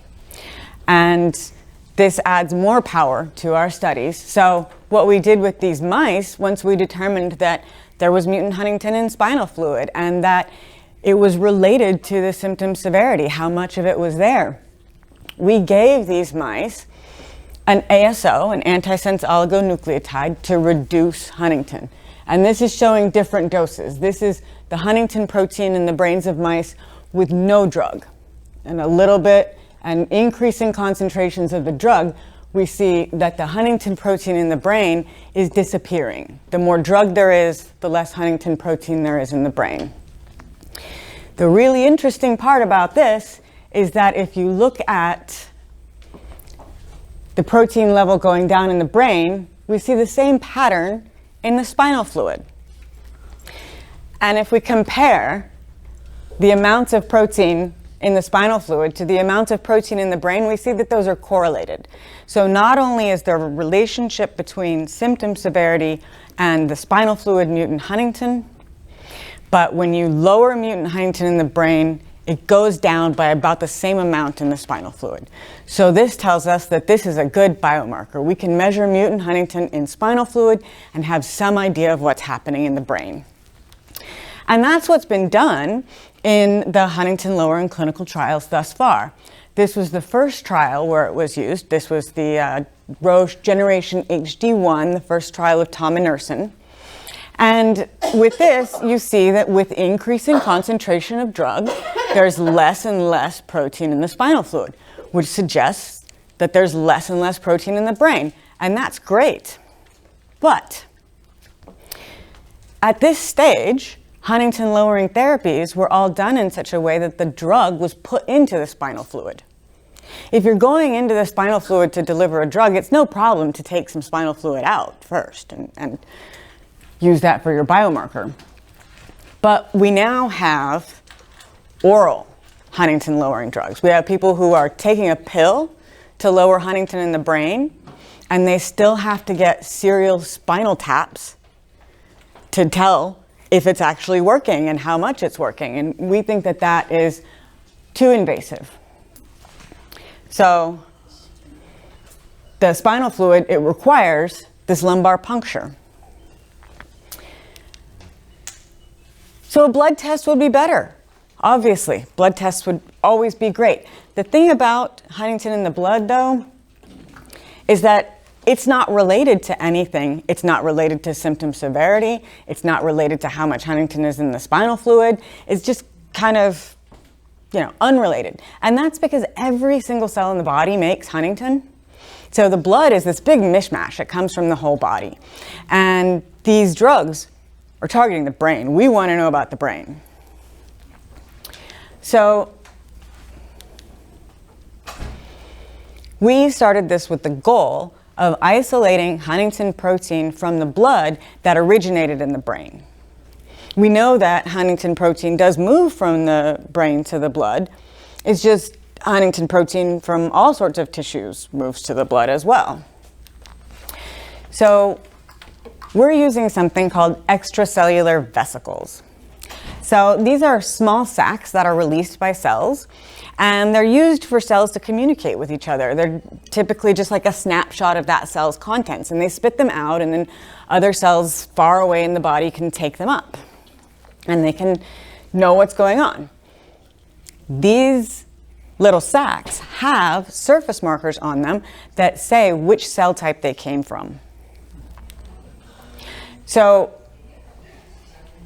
brain cells, neurons, the susceptible cells in Huntington disease, release vesicles that have markers on them that say, hey, I came from a brain cell. So we've also found that in those, the Huntington protein is there. So we've developed a way to isolate from the blood the Huntington protein that started in the brain cells, the susceptible cells in HD. And we proved in mice, we went back to mice to prove that this can work. We gave these mice an injection of a green fluorescent protein just in the striatum, just in the neurons. So right there, the most susceptible cells for HD are the only cells in the animal's body that have a fluorescent protein in them. And when we look, if we have a marker for the fluorescent protein and a marker for the neurons, and we overlay that, we see that those are the same ones. So now we're showing that in the brains of the mice, it's the neurons that have the GFP. And we can isolate the brain-derived vesicles from the blood, and we can find that fluorescent protein in those vesicles that have those tags on them that say, I came from brain cells. So, in mice at least, we know we can take a blood draw and we can use those special markers that say the vesicles came from brain cells.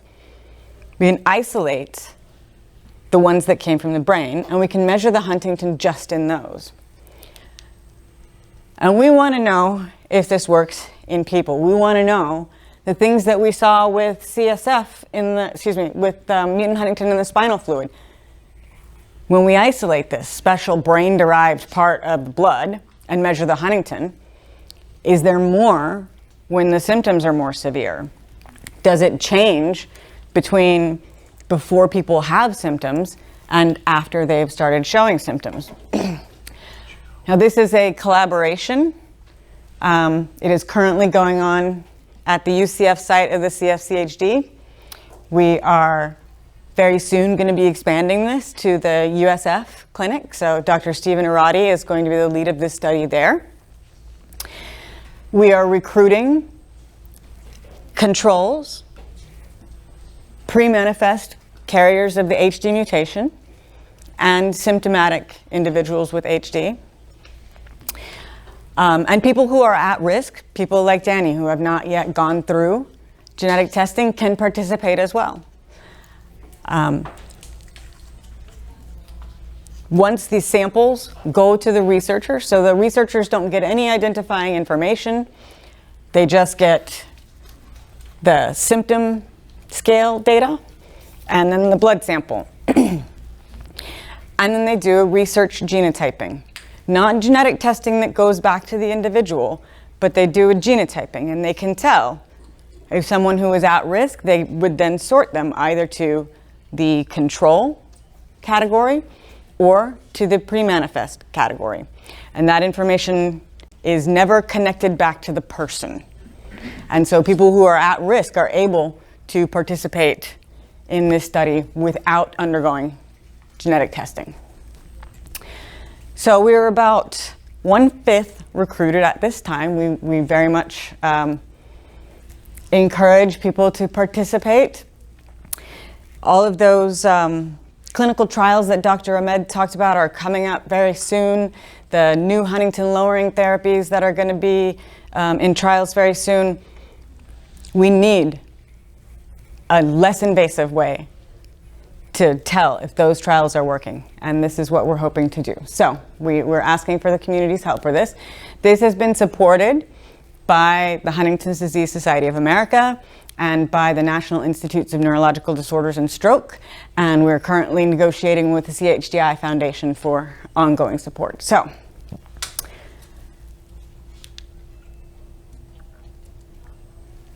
here's a question.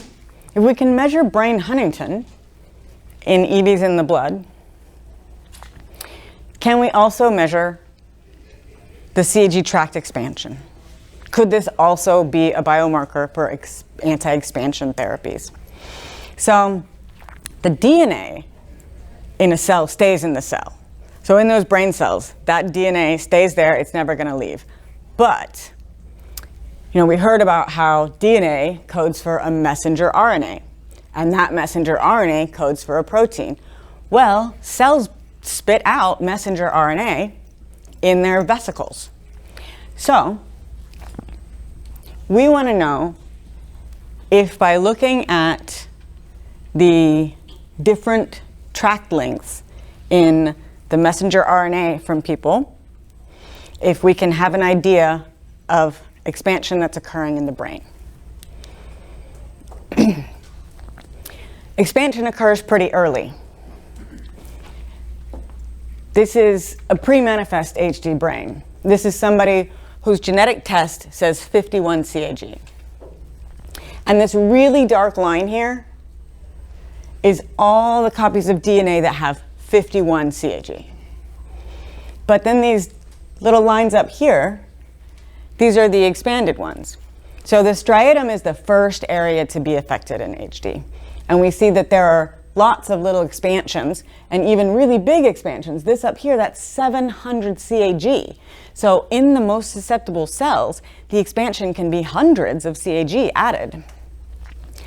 The cortex is the next part of the brain to be affected in HD, and we see that there's some expansion there. The cerebellum doesn't really have much cell death or problems in Huntington disease, and we don't see expansion there. So this is one of the reasons that people think this expansion is related to the toxicity. But this is happening early. So anti-expansion therapies need to be early, and we need to have a way to measure them. We see by looking in HD mouse brain and peripheral tissues,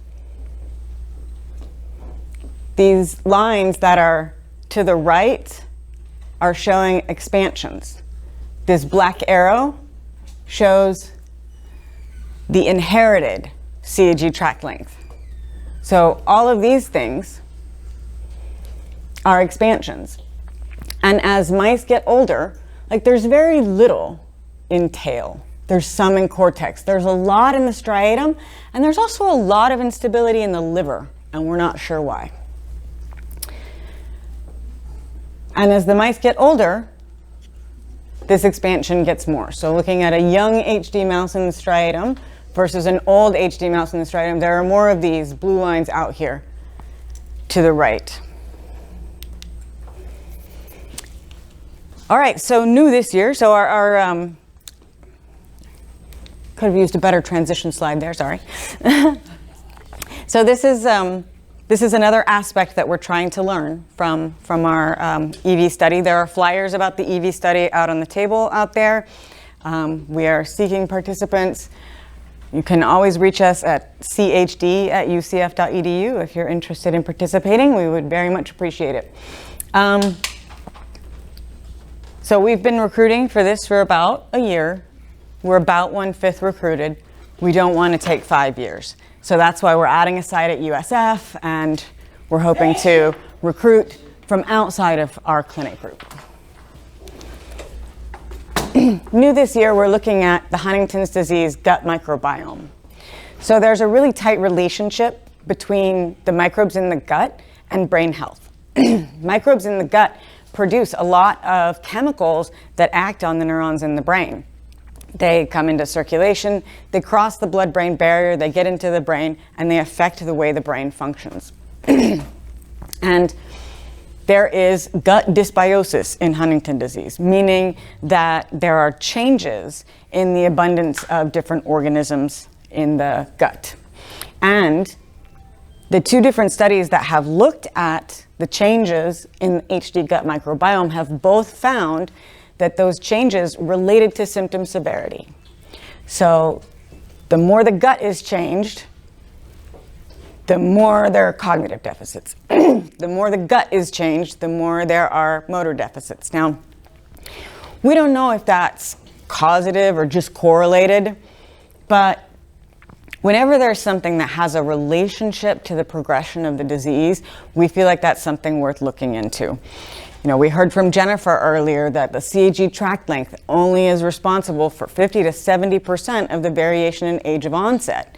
People who have a CAG of 42 could have onset anywhere between 18 and 80. It's probably going to be between 30 and 50, but there's a lot of variation that's not explained by genetics. And so we think the gut microbiome might be one of the things that is changing the onset and the progression of Huntington disease. So people who have a lower BMI at the onset of symptoms also have faster progression of symptoms. People who maintain their weight have a slower progression of their cognitive symptoms and their motor symptoms. So again, we're seeing this relationship between metabolism, the gut, and the brain. Now, we've looked into the things that are changed in the plasma, in the circulation of people with Huntington disease, and we've narrowed down which of those things are exclusively produced by gut microbes, because we wanted to see if we could identify a specific deficit in the Huntington's disease gut. And we're interested in this metabolite indole 3-propionic acid, or IPA. This is reduced early, and it persists being reduced. No.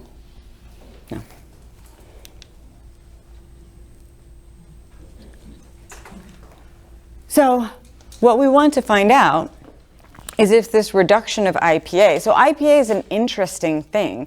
It's anti-inflammatory and it's antioxidant. And we know we have too much inflammation and oxidative stress in Huntington disease. IPA also promotes stability of the gut lining. And we know that that's disrupted in Huntington disease. And it also promotes stability of body weight. And we know that that's disrupted in HD. So we're very interested in this metabolite that's got this early deficit in HD. And so we want to know if IPA contributes to the weight loss and the pathogenesis of HD. And can probiotic treatment with an IPA-producing bacteria delay weight loss and symptom progression in HD? So that's our overall arching goal. So right now what we're doing is when people come in for our EV study, they have the option of taking home with them a home stool collection kit. So this goes home, people collect, it's a pre-addressed, postage-paid box, stick it in the mail, it comes back to us.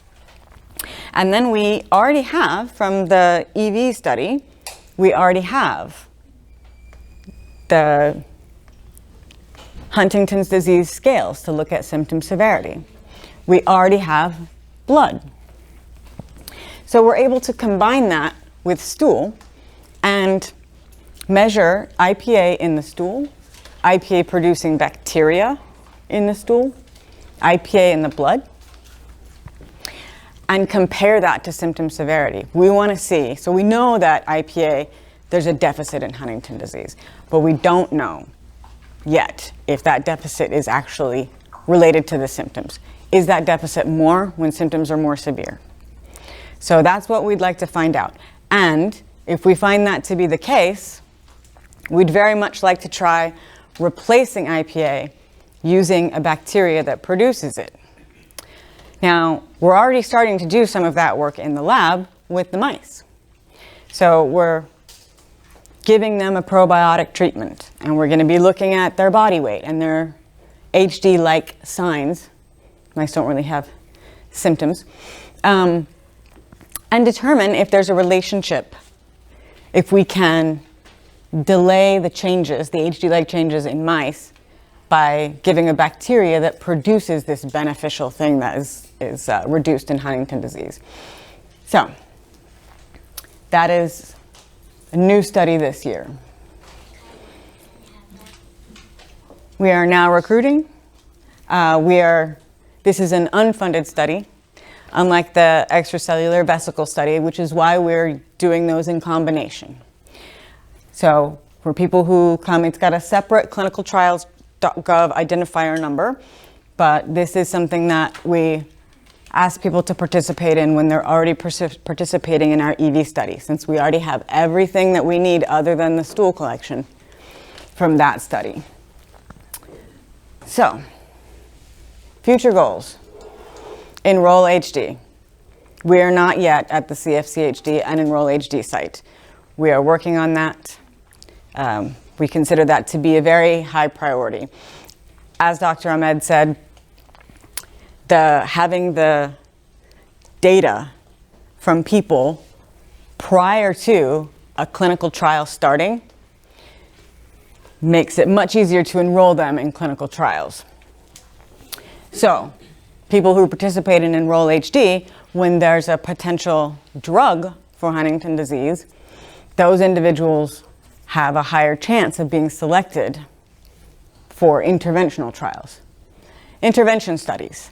We're not currently doing any intervention studies. We're doing what is called observational research. So we're not giving any drugs or anything that might improve Huntington disease.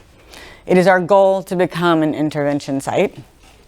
I'd like to do a probiotic intervention study, but some of these other global phase 3 trials that are being done, we'd like to be a site for them as well. So we're working on becoming fully credentialed for clinical trials for intervention studies. Now, this has been covered before, so we're not yet an intervention site. There are ongoing interventional studies that can be found on HD Trial Finder. So, last note, multidisciplinary rehabilitative care. As Danny said, we only see about 10% of what should be the affected population in the greater Orlando area. So closer to us than any other HD specialty center. There should be around 500 people affected, and we're only seeing about 50. So we want to get the word out. The study that showed that this type of care can slow down changes in Huntington disease was done in people who did not yet have identifiable HD symptoms. We want people to come early. We want people to come earlier. We see people come when their life is restricted and their function is restricted to a point where it's really bothersome. We want to get people in the door before that. We think if we get people in the door early, we can slow down that coming. So I just a message that is near and dear to my heart. We'd like to see more of the community. We'd like to see people coming earlier. Thank you.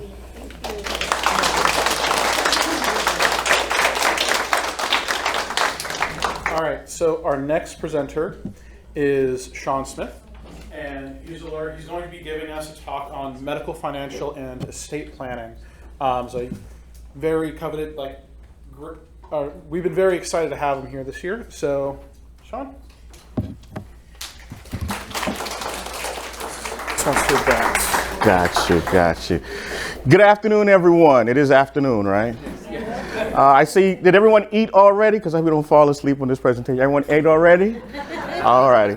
So listen, I'm going to be honest with you. I don't know too much about Huntington disease, so I'm going to stay in my lane and talk to you about the legal aspects. And maybe as we talk about the legal aspects, how understanding these documents will assist and help you with dealing with the disease. Is that okay? All right, we're going to talk about 5 important documents. If you got a pen and paper, feel free to write these documents down because we're going to go over it and we're going to take a test. Before you can leave, you have to pass the test. All righty? All right, so the 5 documents that we're going to talk about is number 1 is going to be a healthcare surrogate. Put that down. Healthcare surrogate is the first document that we're going to be talking about, well, depending on where it is on the slide, but healthcare surrogate, that's number 1. Number 2, we're going to talk about a living will. We're going to talk about a living will. Please do not get confused a living will with its cousin, the last will and testament. A lot of times people get that confused. Hopefully by the time we leave today, we know the difference between the two. So the first 2 documents are the healthcare surrogate and the living will. Oftentimes these 2 documents are called advance directives. Some people are shaking their head. They know what I'm talking about. These are called advance directives because these are decisions that you make in Very good, very good. You passed the first part of the test. These are decisions that you make in advance. And specifically, you're going to be dealing with these documents when you go to the hospital. Oftentimes you go to the hospital and they ask you, do you have an advance directive? Very good. They're going to ask you if you have an advance directive. And you're going to know what 2 documents they're talking about. Those 2 documents are talk back with me now, healthcare surrogate and the living will. Are you following me so far? We've got 2 documents that we're going to talk about. These documents are under the umbrella of advance directives. You go to the hospital, they ask you, do you have an advance directive? And they're talking about 2 documents. Those documents are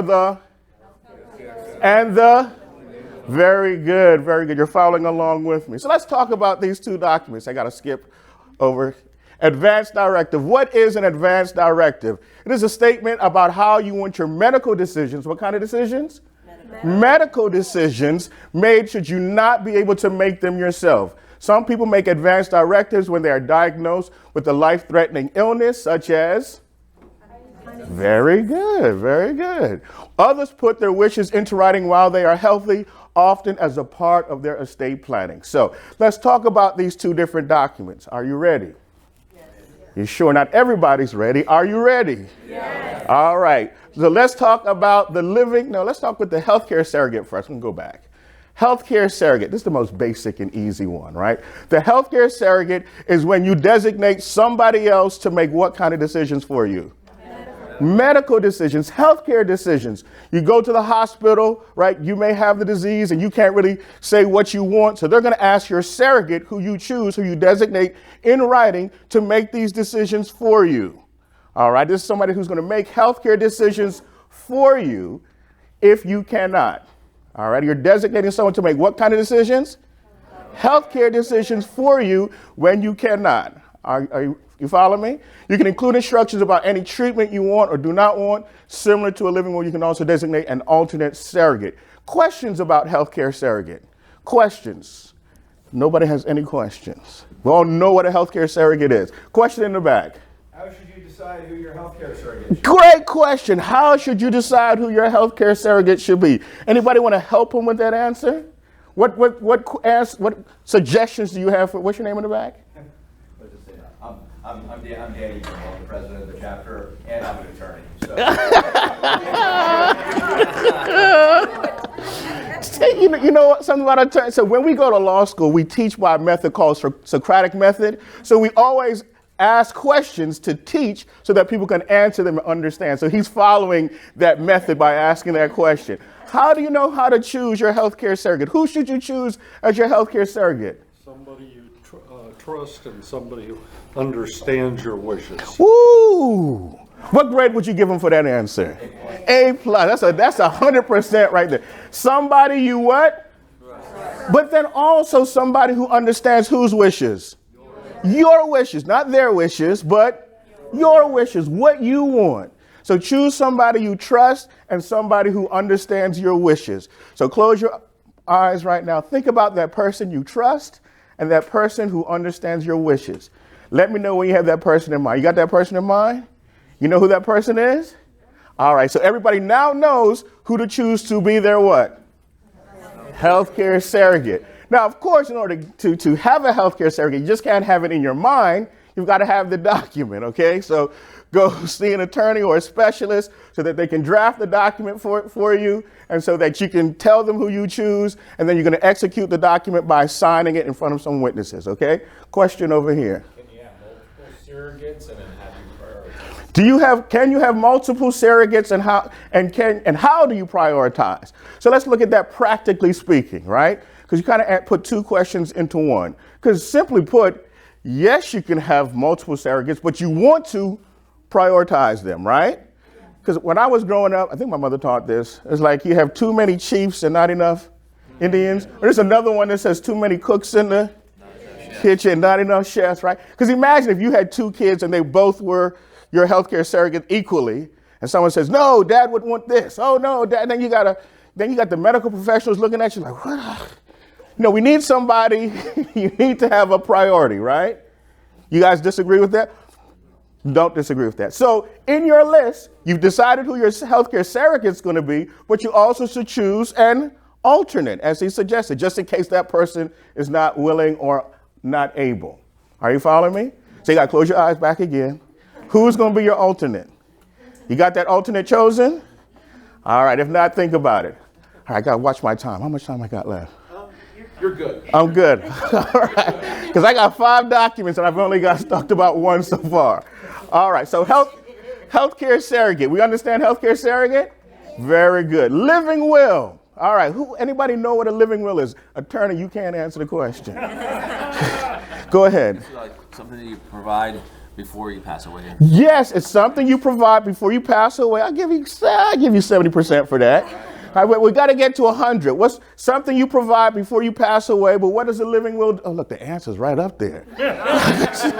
Go ahead. You get the other 30%. Go ahead and read it.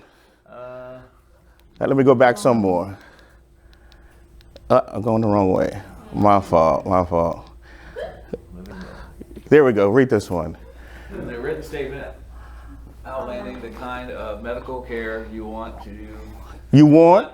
Or do not want. If you become unable to make our own decisions, it's called a living will because it takes effect while you are still alive. Pause right there. Very good. That's the part you got right. It's something that you put in advance. And the second part, it says that if you are in an end-stage condition, a terminal condition, or a persistent vegetative state, you would not want certain life-prolonging procedures. All right? You do not, I like to simply put, you do not want to be kept alive.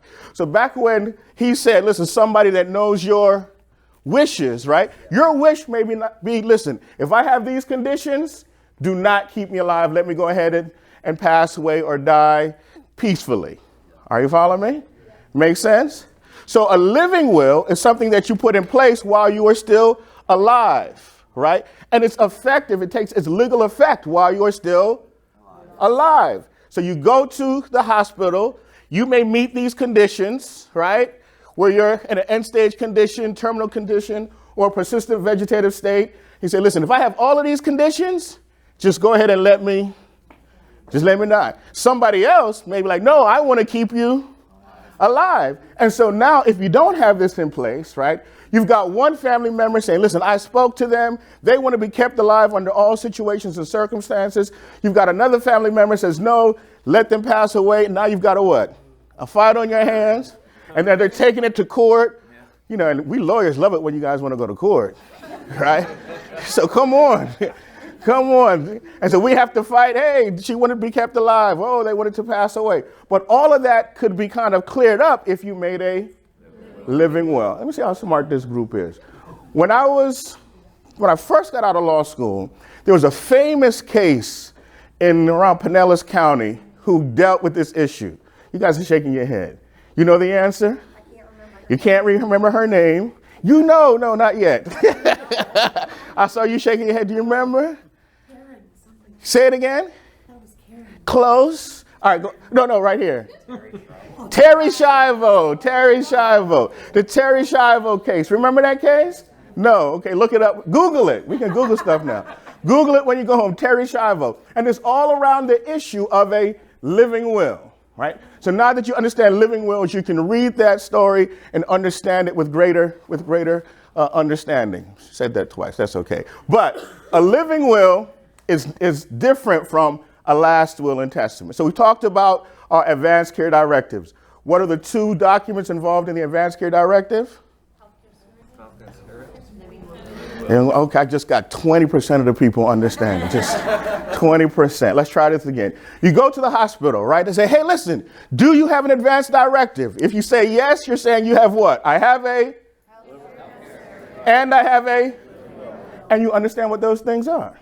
All right, very good, very good. You ready to go to the next one? Since we're talking about being alive, we can go to the other document that we use while we're still alive. So I got to go backwards. And that document is the, what is it?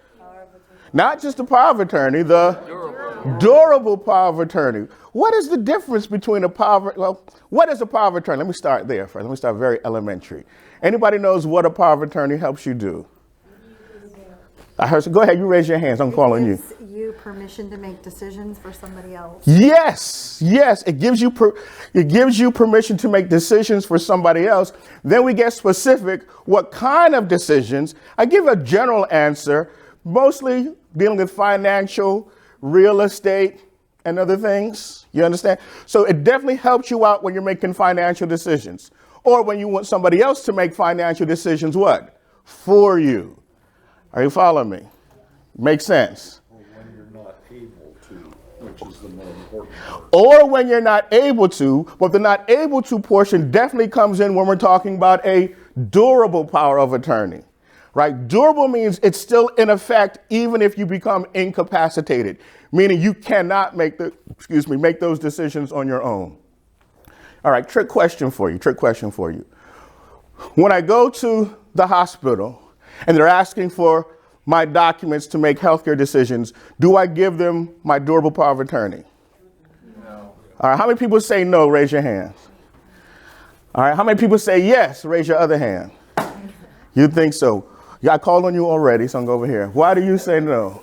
I think that it's specific to just like the financial part of it. Exactly. So what's a place that I would give somebody a power of attorney?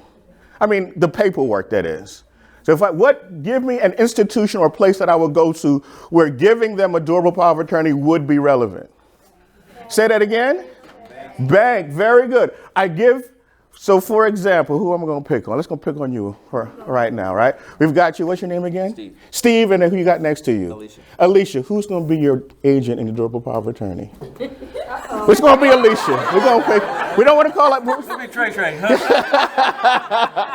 So we're going to choose Alicia. We want to have a happy marriage right here, right? We got Alicia. She's going to be the agent of your power of attorney, right? So let's say you're in the hospital. You're at Advent Health, whatever. And so your wife, because her name is not on your bank account, she's going to take your power of attorney to the bank. And once she takes it to the bank, that's going to allow her to do banking for you. Are you following me? You don't want that. So if you need your mortgage paid, she can take it from the bank, right? You need the light bill paid? There you go. What else you need paid? Car payment. She can pay it. Are you following me? Let's say, right, you had a house that you wanted to sell. You said, listen, babe, go ahead and sell the house, and you could take a trip go on a cruise or whatever you want to do. Yeah. With that power of attorney, she could what? Sell the house. Sell the house. You follow me? All right, let me see. Give me another example. Let me give you another. You got a tax payment due. That's too difficult. Let's not use tax. Give me another example where you think you can use a power of attorney. Sign a tax return. I'm trying to stay away from taxes. Doctor's office. To sell or buy. What about your To sell or buy. Or what about your personal property? Of course, personal property, right? Florida. Here's a good one for Florida, right? Hurricane season comes, right? You got to fix your roof, right? The insurance company is calling, right? And you need somebody to deal with them while you're in the hospital. That person can deal with it as your what? Power of attorney. Making sense to you? You follow me so far? All right. So the healthcare surrogate is to make medical decisions. The durable power of attorney is to make financial decisions as long as others. You know what? With the power of attorney, she could even create a trust for you on your behalf. There's specific things, if you sign it, you're giving them that authority. And one of it is to make a trust, revoke a trust, create a trust. Of course, we're going to talk about trust today as well. But that's one of the things that your agent can do on your behalf. All righty? So we talked about 3 documents so far. The first one was the healthcare surrogate. The second one was the living will. And the third one was the durable power of attorney. We're going to say durable power of attorney. Any questions on any of these documents so far? Go ahead, Doc. Well, I guess maybe just by a show of hands, who here has not done any of that? Why are you going to call everybody out? Great question. The time to do it. Yes. Because the problem is, and we'll get into this, if you don't do it now, you're going to get into guardianship, which is something you don't want to get into.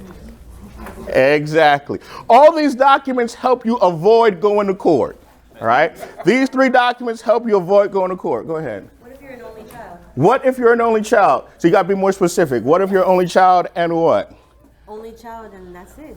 That's all. Like She's got no one to argue. no one to argue with. No one to argue. I still do all these. Good question. If you're only child, should you still do all of this? So, okay. And if you become incapacitated, you in big trouble. Right. So let's make an example. Let's use you as an example since you brought the question up. You're an only child, right? Who's going to be the one who has to go to the hospital? You pick the person. Your mom. Your mom has to go to the hospital, right? And she's in the hospital, and mom cannot make decisions. She doesn't have capacity, right? And now, her mortgage may be, or her light bill may be due.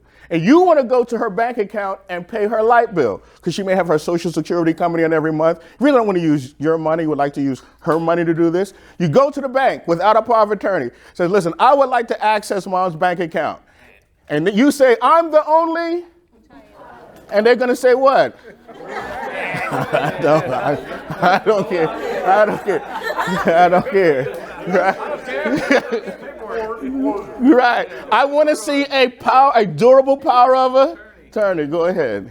My father had a stroke about a year ago. And he's an American citizen living in Japan. Mm-hmm. So do these rules and laws apply to him because he's an American citizen? You guys. He's in a hospital in Japan. All right. So of course, I don't think I'm getting paid enough to answer these questions. No, that's an excellent question. And this is how I'll answer it, practically speaking, right? If you're in Florida and you need to, because all these documents are state-based and Florida-based, right? I'm going to tell you because I'm licensed to practice in the state of Florida. So now, living in Florida, if your dad wanted you to have authority to do things in Florida, right, then if you give them a power of attorney, even though he lives in Japan, when I say give them, the people in Florida, a copy of the power of attorney that your dad did even while he's living in Japan, they're going to give you the access that you need. Here where? In Florida. Now, if he wanted to do stuff in Japan, I can't vouch for how well a Florida power of attorney is going to help you do things for him in Japan. I would advise. They probably got good lawyers in Japan. Use it as an excuse to fly to Japan. So I got to go there because I got to get a Japanese equivalent to the Florida power of attorney so I could do things in Japan on behalf of my dad. We have one. It's just his English is not very good. That's okay. That's why we have interpreters for, right? Yeah, never let language be the obstruction to getting these documents done. All right. Google question in the back. I want to make sure I'm understanding. So it says up here they can't make healthcare decisions as a durable power of attorney. Is that correct? No, where did I put that?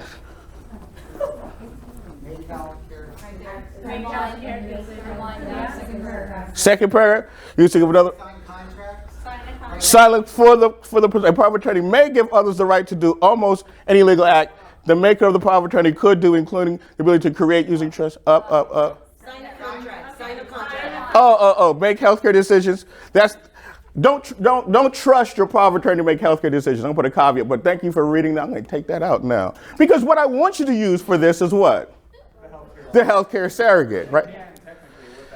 If the power of attorney in there says that they can do it. But when you come to us, we're going to put that authority in a healthcare surrogate. A healthcare surrogate. Thank you for that. Appreciate that. Because, we want to keep it, I don't say we want to keep it separate, but there's two different documents for those two different purposes. The medical, that's why Florida created the healthcare, so that people can make the healthcare decisions for them. Good question. Good question.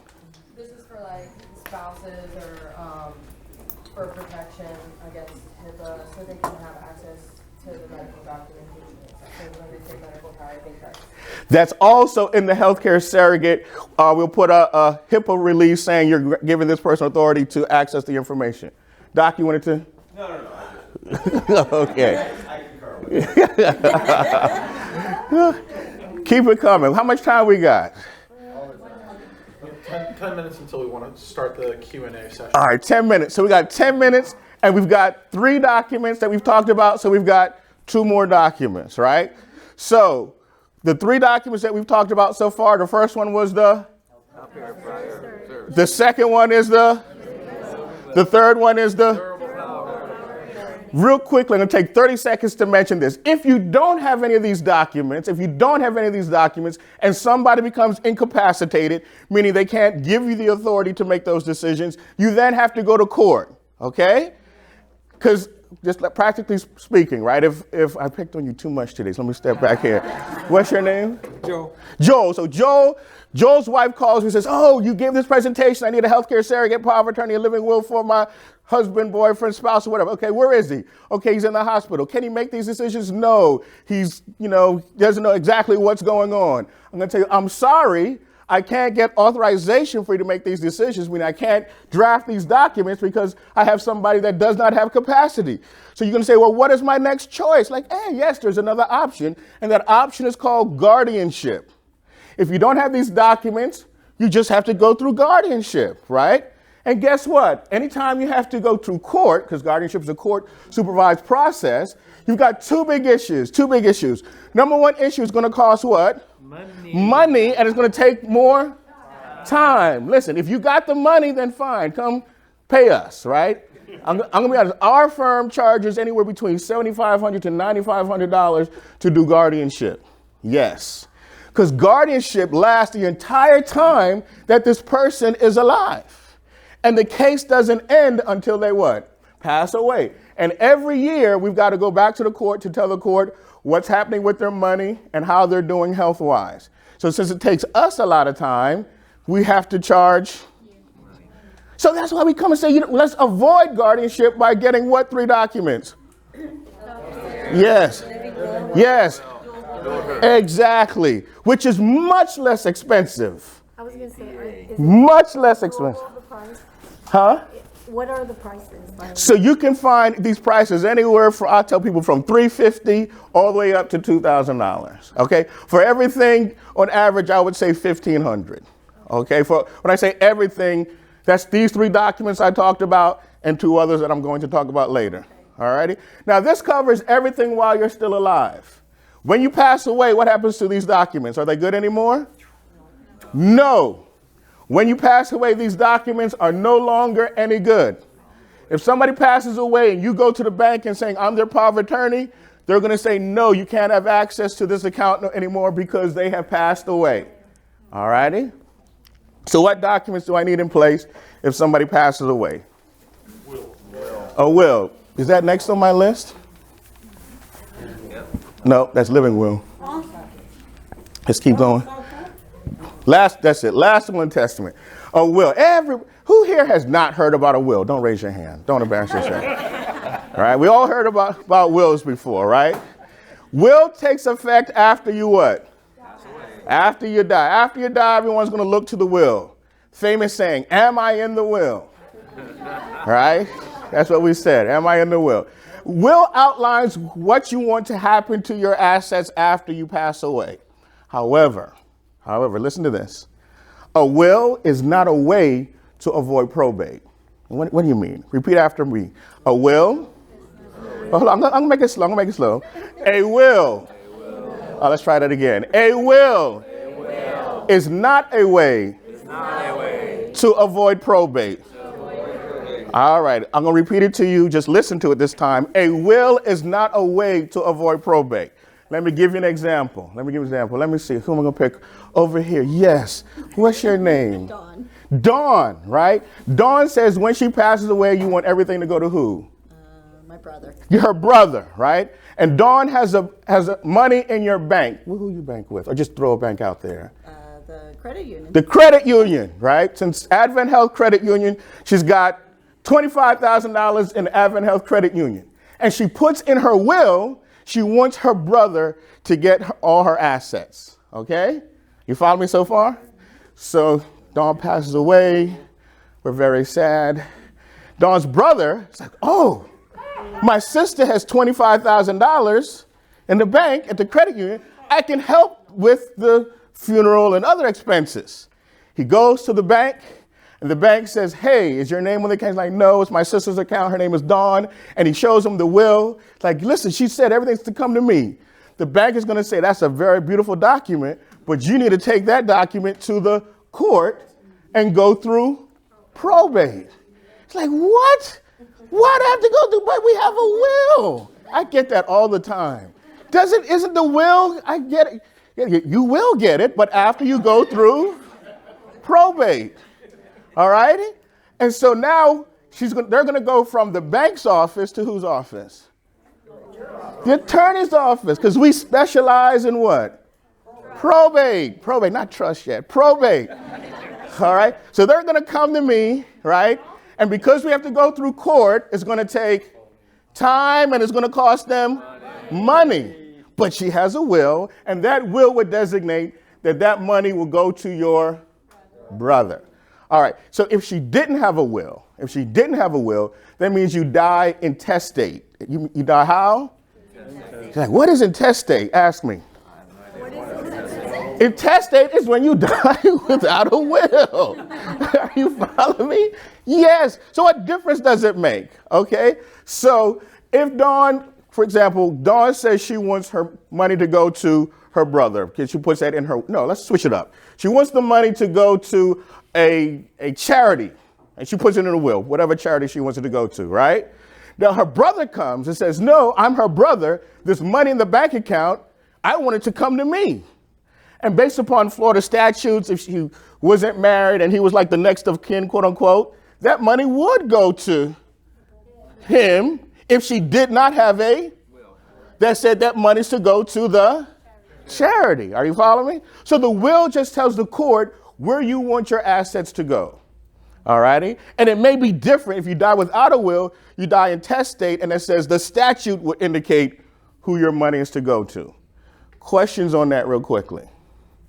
No questions. All right, very smart audience. You got that. Now, you guys are wondering, Dawn has this will, but she still has to go through probate. You want to know, how do I avoid probate for Dawn's bank account, right? Yes. Who said yes? Just one person in the back. I'm going to talk to you only, since you're the only one.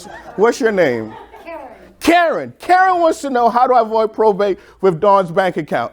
This is how you avoid probate, right? Let's pretend you're Dawn's sister. You're going to tell Dawn, say, hey, Dawn, this is what I need you to do. You got a couple options, right? Number one option, you can put Karen's name as a joint account holder on that bank account. Anyone make sense? So now we've got Dawn and Karen's name on the credit union. So Dawn dies, Karen comes, Karen has access to the money. Now, the only problem with that, Karen's name is on the bank account. Karen's like, you know what? It's hot. It's time to go on a cruise. You know, I want to go on a cruise to Bermuda. Guess who has money? Dawn has money. Karen don't want to use her money. She wants to use Dawn's money, her sister's. So she goes to the bank account, use Dawn's money for the what? Cruise. She's upset. She wants to go to the police.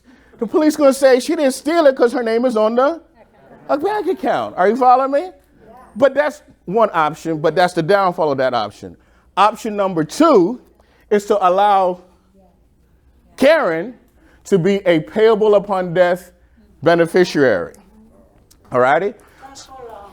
So when she dies, then Karen will go to the bank and say, I am the what? Beneficiary, and that money will go directly to her after she fills out some paperwork, okay? So those are the two ways that she can avoid probate with that bank account.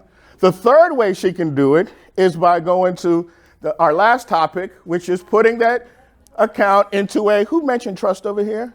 Yes, by using a revocable living trust. A trust is a way to avoid probate. So Dawn comes from our office. We draft a revocable living trust. She takes that trust to the bank, and they open up a trust account and put that money in it. And the beneficiary of that trust is going to be Karen, or in her particular case, her brother. What's your brother's name, Dawn? Dirk, her brother Dirk. Are you following me? Question. The scenario you said with the person being the beneficiary, Mm-hmm. can you fight any of that? Who would want to fight that? The other person? What other, okay, let's, yeah, so the people, very good. Yeah, so if they first want to fight it, they're going to have to take a look at, when she makes that decision, she's going to do that. Where are you going to make that decision to make somebody a beneficiary? You're going to make that decision where?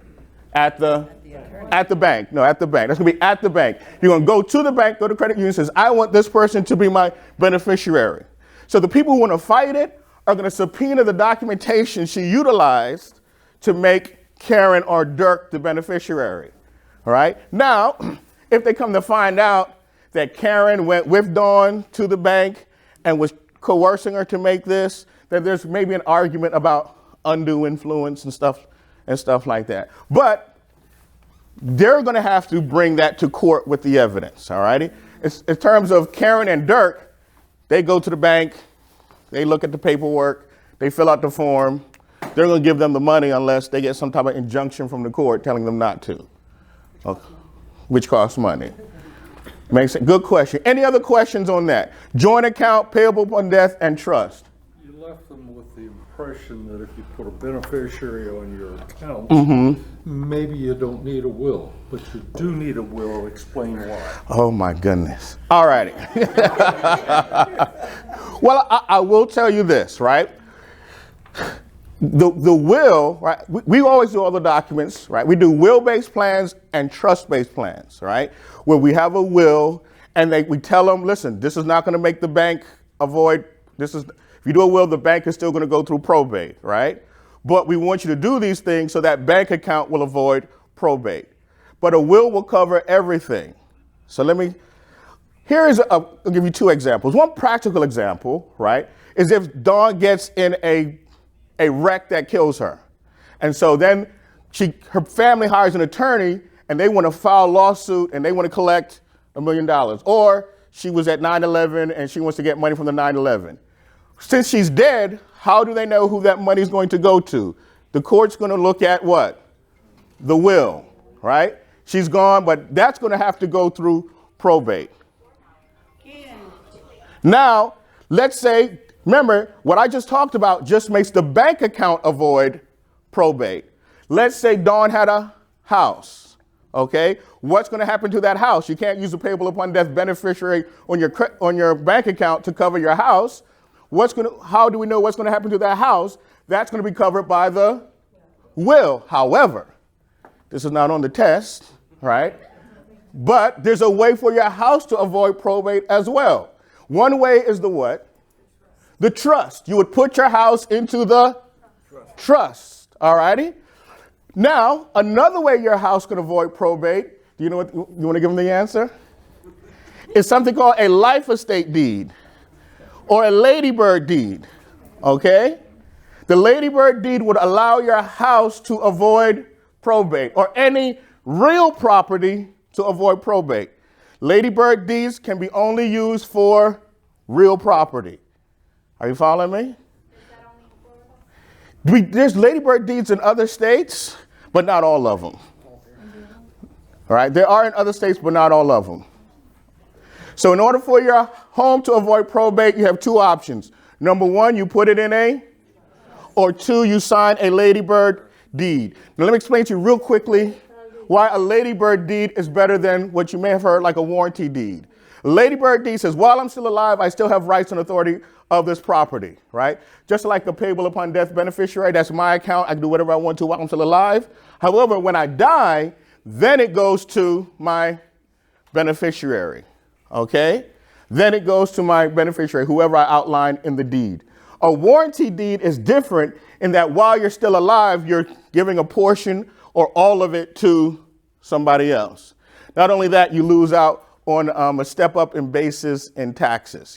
It's a tax disadvantage to use a warranty deed, right? But a ladybird deed is going to help you avoid probate. Not help you, because you're going to be dead. Your beneficiaries. It's going to allow your beneficiaries to avoid probate. Make sense? All right, I think we've covered everything, but let's go backwards and then go forward. So the last thing we talked about was the ladybird, which allows what to avoid probate? Your house, right? Then we talked another way to have your house or your bank accounts avoid probate is to use a revocable living trust. You get that trust created and you put those assets into the trust. All those assets in the trust will avoid probate. Very good. Now, before we talked about the trust, next we talked about the last will and testament, right?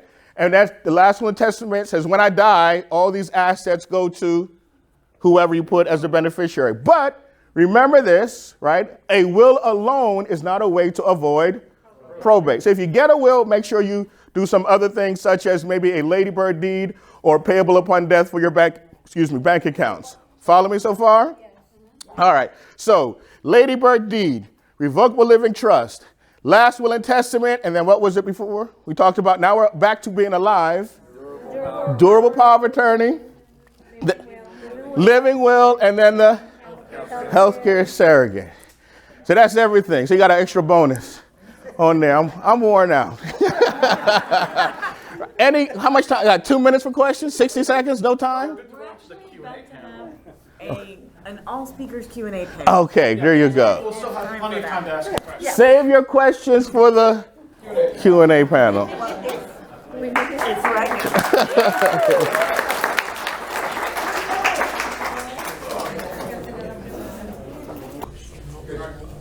So we have our expert Q&A panel with all of our presenters today. So if you have any question about any of the topics that we went over, Connor will walk around with the microphone so we can get it for the audio, and then ask away. All right, right up front. I have a question. Okay. Seems like we've heard all sorts of things, lots of great things going on.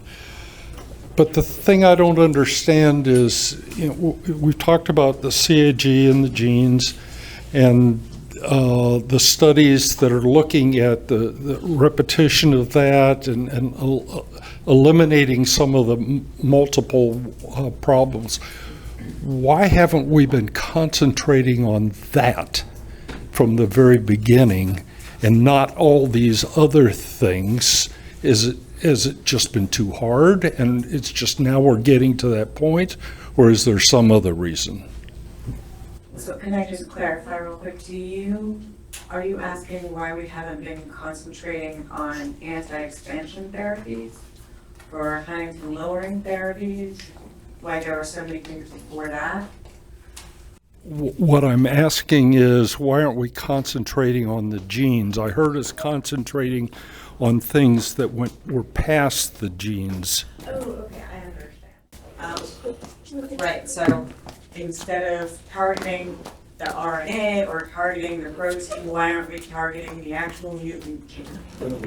And I can tell you that while there are strategies in development that actually edit genes, they're not yet safe enough to use in people. So there's lots of work going on in cells and in animals, and even with some regenerative medicine strategies, like for instance, if you take bone marrow from someone who has a mutation that causes cancer, you could then use DNA editing to change the genes in those cells that you've removed.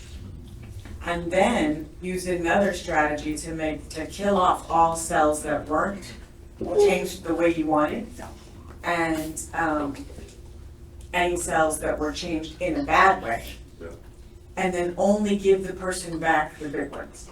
But inside a living person, we don't have any technologies yet that can weed out either things that didn't get cut, because these gene editing strategies, they have to cut the gene, they have to cut your DNA. So it could accidentally cut in the wrong place, or it could not cut at all. And so inside the body, we don't have a way to eliminate cells that either got changed in a way we don't want, or cells that weren't changed, and just concentrate on those ones that were changed the right way. And there's a lot of really smart people working on trying to improve the efficiency and the safety of gene editing. And sure, that would be a cure. And that's that's a goal, but we're not there yet, no.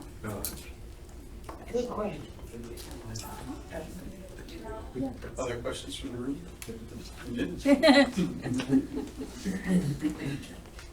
Might as well go for the trust. I didn't get to ask earlier, but what can you put in the trust, and how would that look into, like, let's say he has a property that he's the only owner, I'm not in the deed, and I'm not in the loan, and it's not here in Florida either. We are now residents of Florida. All right, so if his name is on the property, right, and he agrees, listen, I want it to go into this trust, and here are the beneficiaries of it, then yes, you can transfer that property into the trust. However, if it's not in Florida, you're gonna have to use, where's the property located? Tennessee. Tennessee, so you get a Tennessee lawyer who's gonna draft a certain type of deed to put it into the trust. And if you remember our presentation, it's going to be the warranty deed that he would sign to put it into, if it's your trust or both of your trust, he will be able to do that. So the trust will be created here because you live in Florida. Specifically put, we'll send them what we call a certificate of trust. When I say them, the attorney that you utilize in Tennessee, and then they'll draft the deed in Tennessee, transferring the property into this trust, so that when you do pass away, then that property will avoid probate, to generally answer that question. Okay.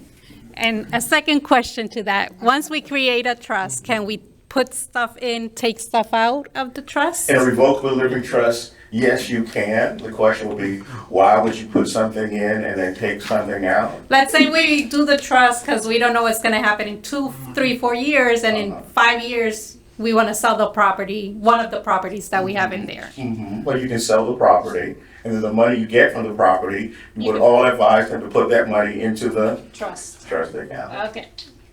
Thank you. Thank You're you. welcome. Another question, you have to make an appointment. Maybe buy something new then. Listen, if you buy something new, what is the something that you buy? Well, like a new house or a car. Yeah, let's say a new house, right? She buys a new house, where everyone's gonna tell you here, she should put her house into the trust. Very good. And she would transfer that property into the trust using a warranty deed. All right. See, they can help you, they know. Other questions? Tell them about a forward deal. You're right, we did not cover the pour over will, right? Good segue to the trust. So if you create a trust, with that trust, you're going to have a pour over will. This is why, right? You have this trust, and you had this property in Tennessee that you forgot to put into the trust, right? Or you were smart enough to put that Tennessee property into the trust, then you bought a new property like she mentioned, and you failed to put that property into the trust. Then the court wants to know, what am I going to do with this new property that's not in the trust? The court will, through that pour over will, the pour over will is going to say, everything that I own, I want you to put it into the trust. The court, through the probate process, will look at the pour over will and put any asset not in the trust into the trust after probate. So it pours over into the trust. Understand? Good question. Thank you. And I guess I would just, for all of you who had raised your hands that this is not something you've done, I would ask you to do it now. Because, this is not the kind of thing that you want to wait and it becomes, we didn't get much into the horrors of guardianship, but it is an absolute nightmare to not have this preparation and the expense that goes to have this have to go through the court system and guardianship, because the way that when the guardian is someone who is court appointed to act on your behalf, that guardian is then going to be required to retain their own attorney at your expense. And so the way that you can avoid all of this and all the uncertainty of having someone court appointed to make your decisions for you is to make that decision now. And that's not a decision to be taken lightly.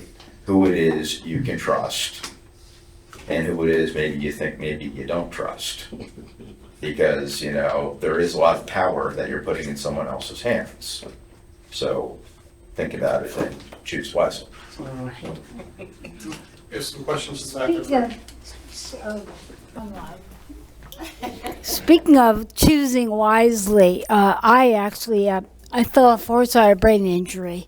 So 20 years ago, thank God I had all my stuff in place, but my sisters weren't happy when they found out that they weren't in my living will or my, health proxy. And I knew that they would be fighting each other about what was going to happen. So I had my old girlfriend be in charge. And to this day, it took them a while, but now they're okay with that. Well, they've both passed away, so they couldn't be in the will anyway.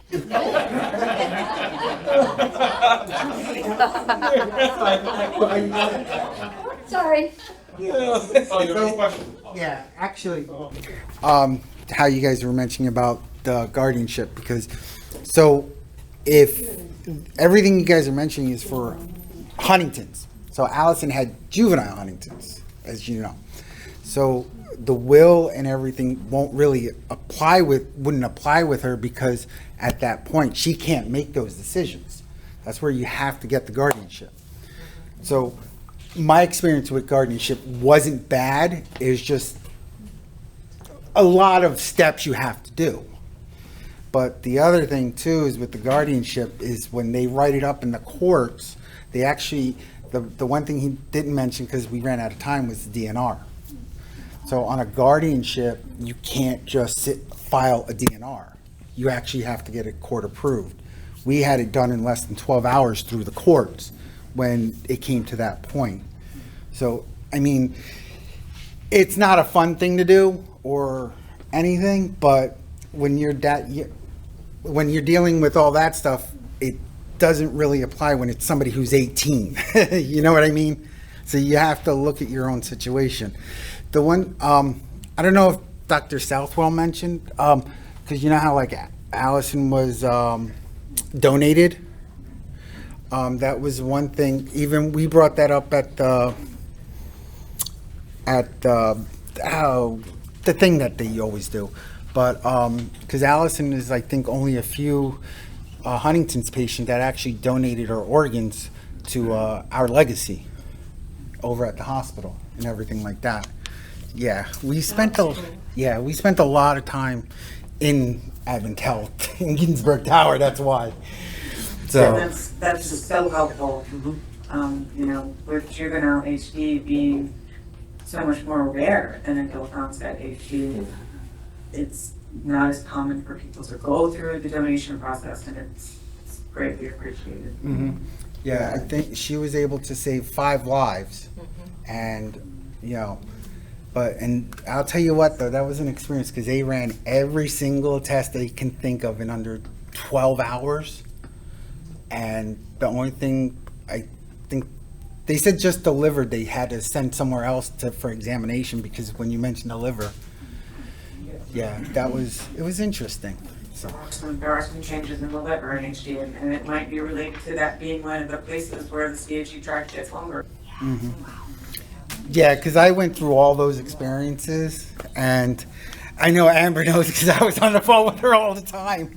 But yeah, it just I just wanted to bring that up because I went through that whole process, and it's not an easy process to do. So. Thank you for sharing. Thanks. We have a question up in the front. Oh. Was it? Oh, yeah, you're up there. Go ahead.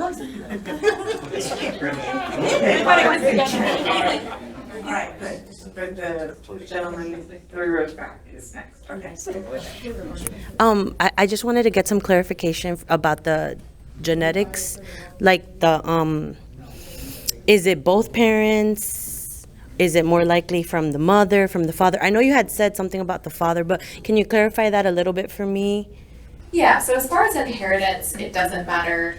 Like for autosomal dominant inheritance, it doesn't matter if you're inheriting Huntington's from your mother or your father. There's still 50-50. The difference is with anticipation, right? So if there's a risk for you to inherit a higher number than your parent had, that really only happens if you're inheriting Huntington's from your father. Oh, okay. Yeah. So Allison, that Chris was just talking about, I think is the only documented example of a mother passing on juvenile onset HD. Yeah. But, and the HDSA made a really lovely movie about her called Another Daughter. My friend. Yeah, Megan, yeah, she was a mom. Yes, other than Allison, the juvenile onset is only to the father. Yeah, exactly. And the weird thing is that so from what I always heard is that the father is the one who's is usually the one who gets the increase to their child. In Allison's case, it was actually Megan, where she jumped up tremendously. They said that for some reason, her mutation was a lot higher.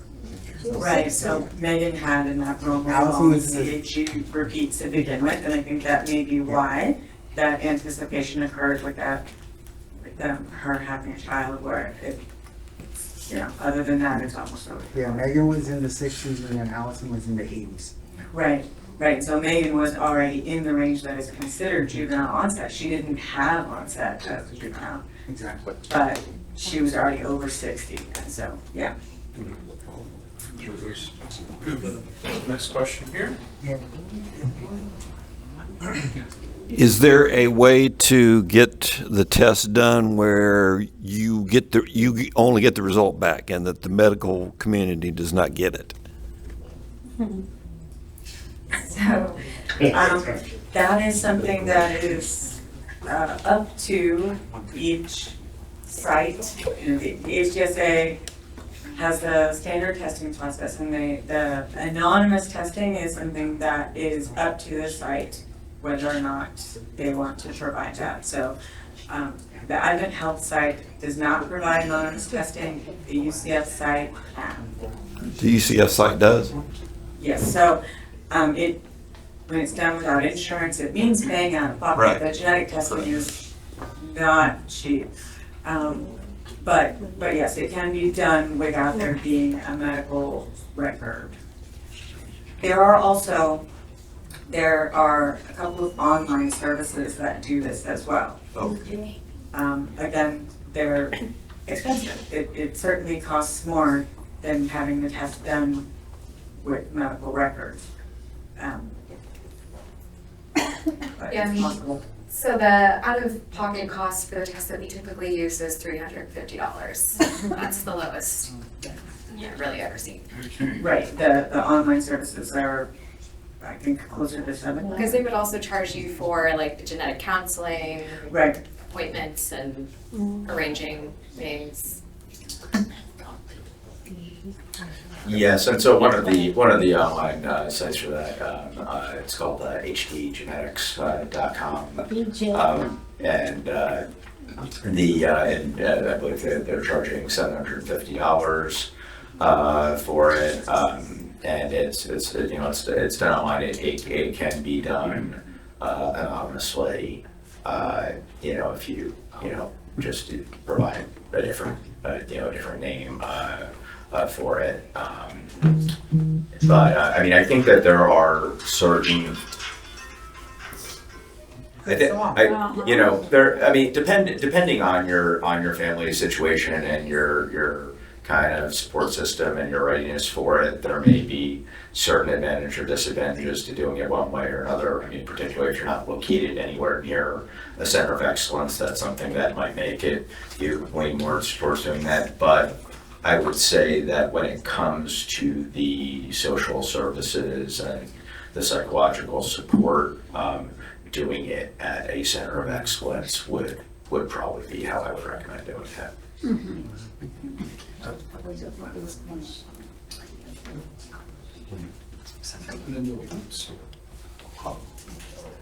Hey, we're pretty new to getting to the point of starting to look for help. My daughter, she's been very independent, still has her own place and everything. But we are, thank you for being here. This is our first time actually being in like a live person presentation. But there's a lot of stuff out there, so it's kind of like, where do we start or who can we contact? We're up in Ocala, so we're near Gainesville area. As far as getting someone to come speak with my daughter and us, just about not so it's us trying to impose stuff so she can make decisions with an outside party. So there is a Center of Excellence in Gainesville at the University of Florida. It's run by Nick McFarland, and it's a great resource. So if you're close to Gainesville, I would suggest making an appointment, allowing your daughter to speak with their social worker and speak with a counselor who understands HD. So is it like, do they do any type of outreach, or is it a group? Absolutely. Like we can set up? Yes, so all of the Centers of Excellence participate in community outreach. But yeah, so I would suggest just reaching out to them. The HDSA's Resources page, they have a website where you can search for Centers of Excellence. And so yeah, there's the Gainesville site. No. But if you want to make the drive, you don't call us. And they also do have support groups. I know up at UF they have one that meets online on Zoom. I'll look up. I'm sure they have one that meets in person as well. And I'll get you that information. Thank you.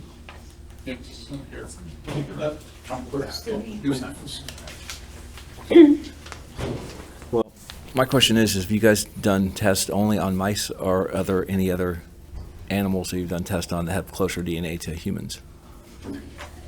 So mice are really easy to manipulate genetically. It's very easy to make a genetic modification in a mouse. So there are lots of different Huntington's disease mice. There are a couple of Huntington's disease rats.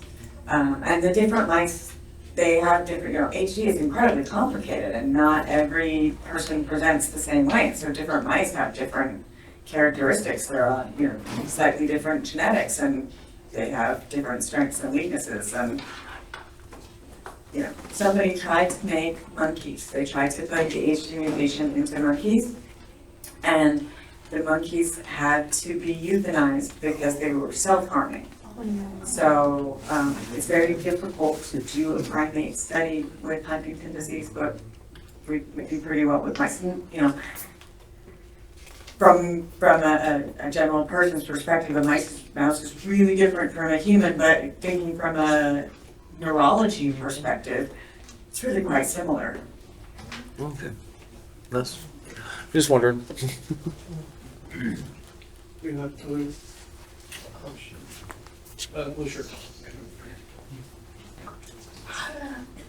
What are some good resources for financial assistance for dealing with healthcare, disability, government programs? Is there some go-to places to find information on that? Allison Bartlett, if you go to the HDSA website, she is a staff attorney for HDSA who will be able to kind of help you with that, because it's a lot to try to get through all those forms, and we hear the horror stories of all the denials that go through, and I think that she's someone who can really kind of help you cut through the red tape on that. So if you go to the website, you can just, I think her calendar's up, you can just schedule an appointment with her. And I would say I think that would be the best introduction to that. This was actually last year's presentation. Yes, and yeah, there was a recorded talk actually. Yeah, that was Allison's report. So when it comes to resources, I did a lot of digging on my own massively. One great website is findhelp.org. So what it does is you go to that website, you type in your social security, or not your zip code, and it will list every resource that's next to you or available for you, state, city, local, nationwide. I found that one because I know Dr. Southwell knows all this because I jumped and joyed for a lot of it. Chive Charity, they helped us get a van for Allison.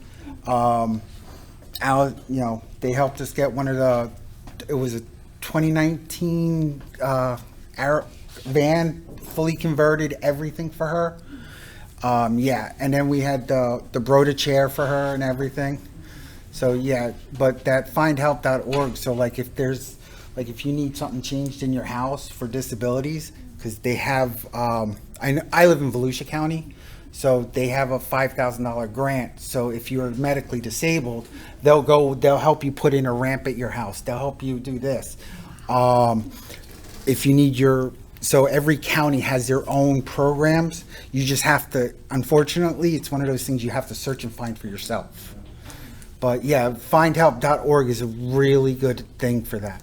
There's also federally funded in all 50 states assistive technology programs. So our tour that we were going to do of UCF's model smart home room and smart apartment was going to be done by our assistive technologist, and she had an emergency and wasn't able to join us.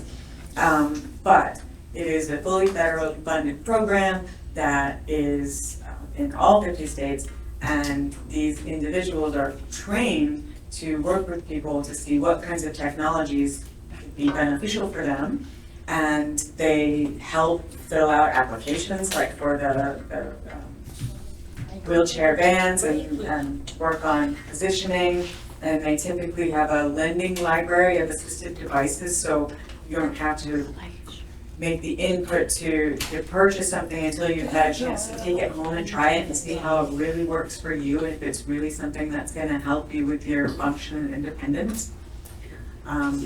And because these are fully federally funded, there are no costs to patients. It's free for anyone to use at any time. What was it called? So they're called different things in different states. In Florida, it's called the Florida Alliance for Assistive Services and Technologies. And they work with us at the UCF site of the CFCHD. They're on this address site. So if you're local, shoot us an email at chd@ucf.edu and we can get you an appointment to see the assistive technologist. They're very helpful. And that's actually listed on that website too. And It's a great website.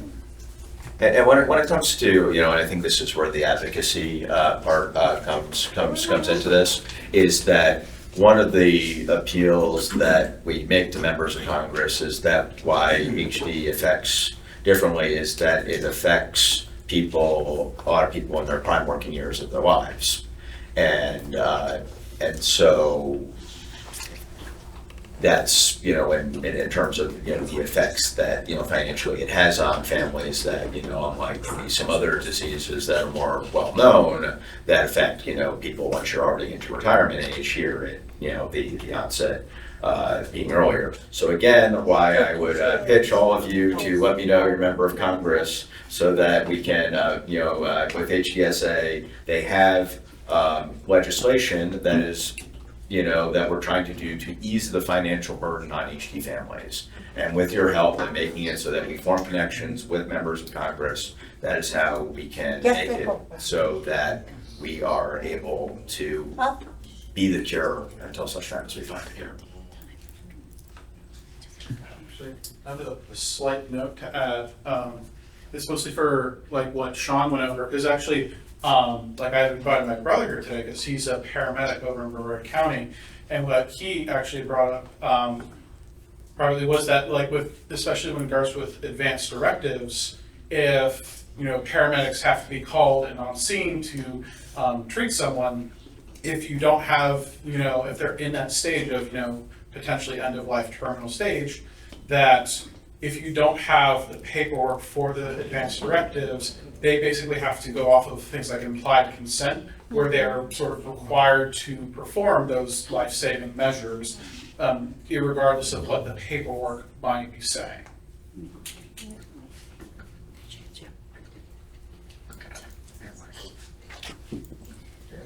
Okay, so that is it for our time today. We really appreciate all of you joining us.